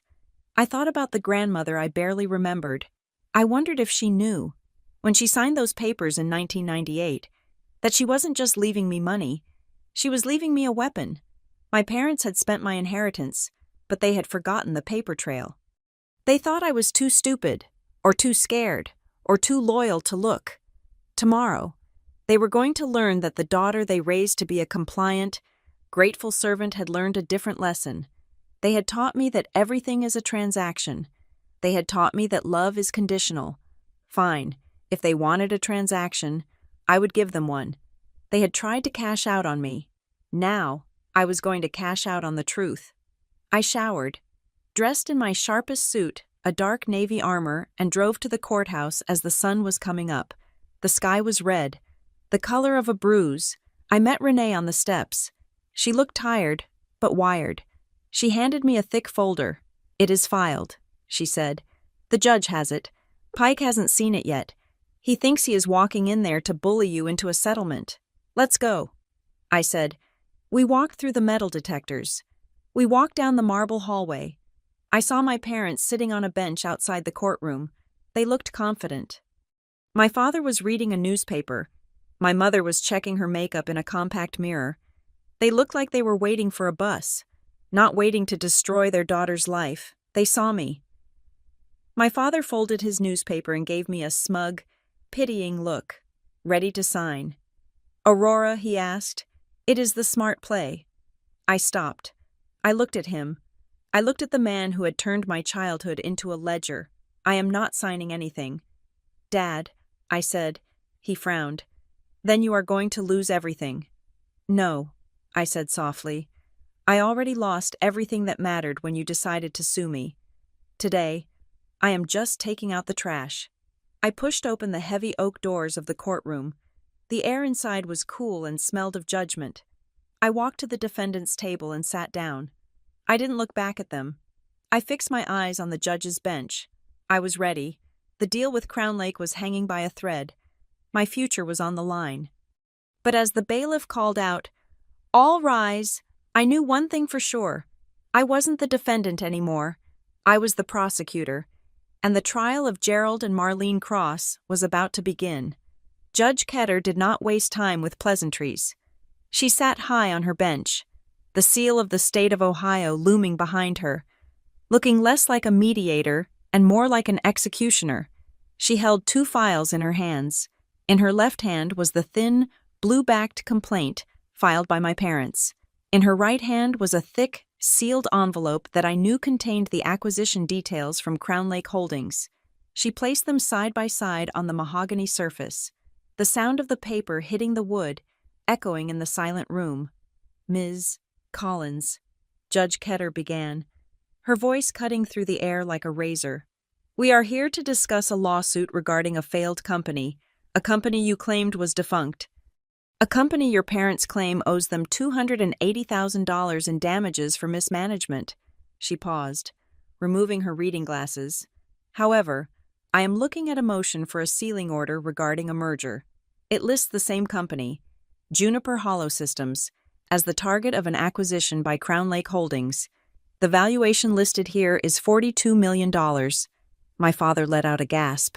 It was theatrical, designed to show shock, but I saw the gleam in his eyes.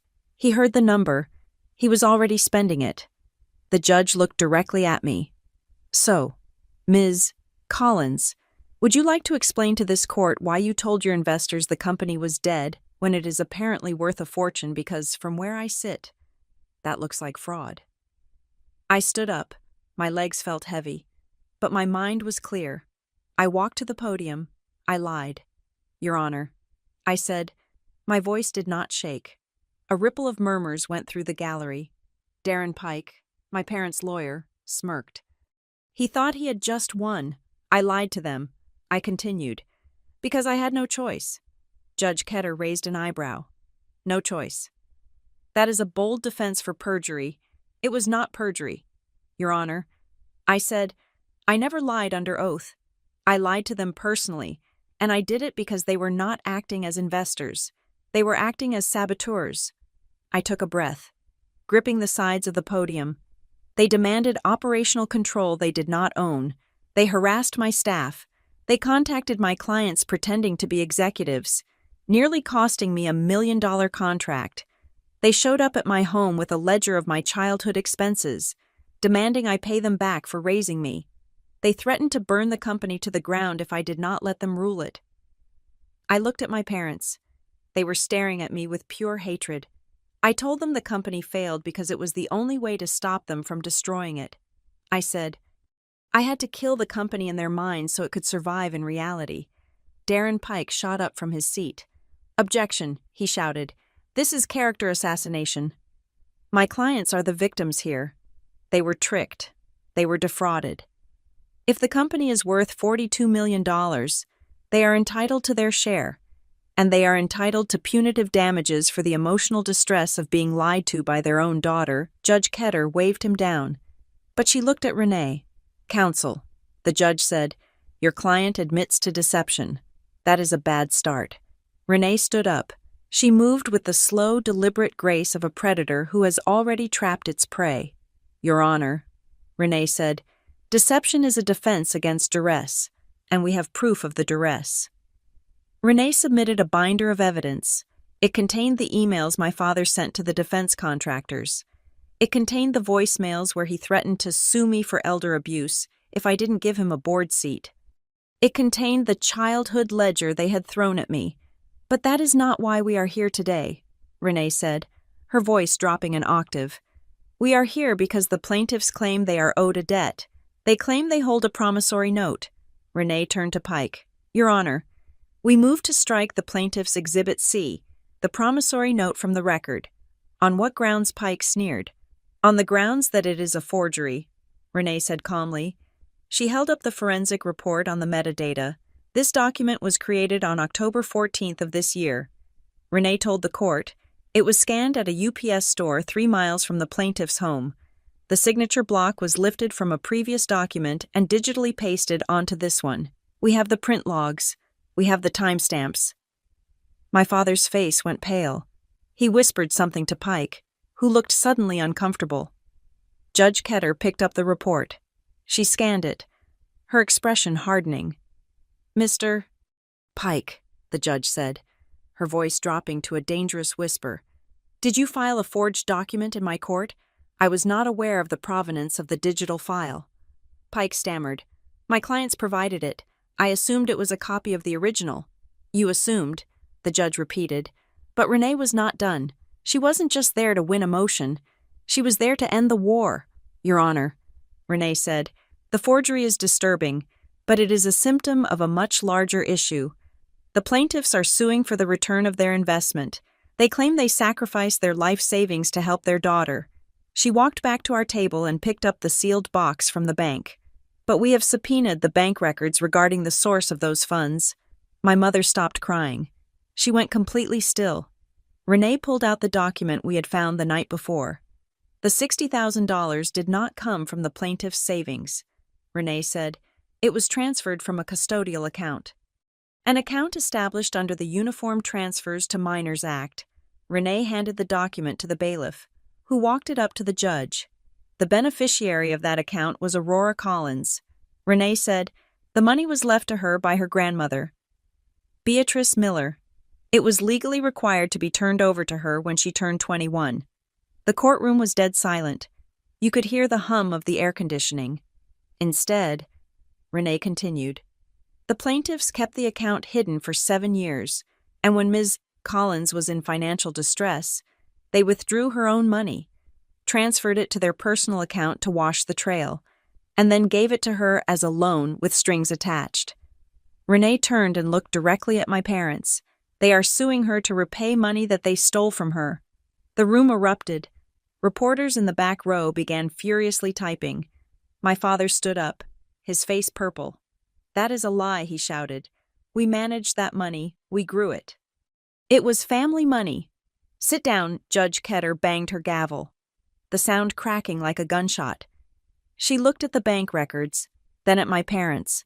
Her eyes were wide with disbelief. "Mrs. Cross," the judge said, "you are under oath. Did you withdraw these funds from a trust account in your daughter's name?" Marlene looked at Gerald. Gerald looked at Pike. Pike looked at the floor. It was for her own good. Marlene stammered. She wasn't ready. She would have wasted it. We were protecting it. "So you admit it?" the judge asked. "You admit that the capital you invested was actually the defendant's property?" "We gave it to her," Gerald yelled. "What difference does it make where it came from? We gave her the check. She signed the agreement. She owes us." The judge stared at him for a long, uncomfortable moment. "It makes all the difference, Mr. Cross," the judge said softly, "because you cannot lend someone their own money. That is not a loan. That is restitution." She turned to Pike. "Counsel, your case just disintegrated. You have filed a forged instrument, and your clients have just admitted to misappropriation of custodial funds on the record." Pike stood up, gathering his papers. "Your Honor, we request a recess. We would like to discuss a settlement." "No," I said. I stood up again. "No settlements," I said. "I want a ruling." Judge Ketter looked at me. She saw the exhaustion in my face, but she also saw the resolve. She saw a woman who was finally finished being a victim. She nodded. "The court is ready to rule," Judge Ketter said. She shuffled the papers, organizing them into a neat stack. She looked at my parents, who were now shrinking into their seats, realizing that the narrative they had controlled for 30 years had just been shattered. "First," the judge said, "regarding the claim for damages and breach of contract, the court finds that the funds provided to Ms. Collins were, in fact, her own legal property, withheld from her in violation of the Uniform Transfers to Minors Act. Therefore, there was no valid consideration for the investment agreement or the convertible note. You cannot buy equity with stolen money. The agreement is void ab initio."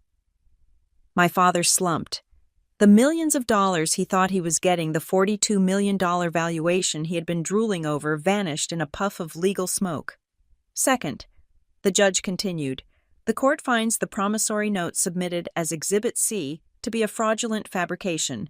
I am referring this matter, along with the admission of trust mismanagement, to the District Attorney's Office for investigation into fraud, forgery, and embezzlement." Marlene let out a sob, burying her face in her hands. This time, the tears were real. She wasn't crying because she was hurt. She was crying because she was caught. "Third," the judge said, turning to me, "the claim against Ms. Collins is dismissed with prejudice. The temporary restraining order against the sale of the company is lifted immediately.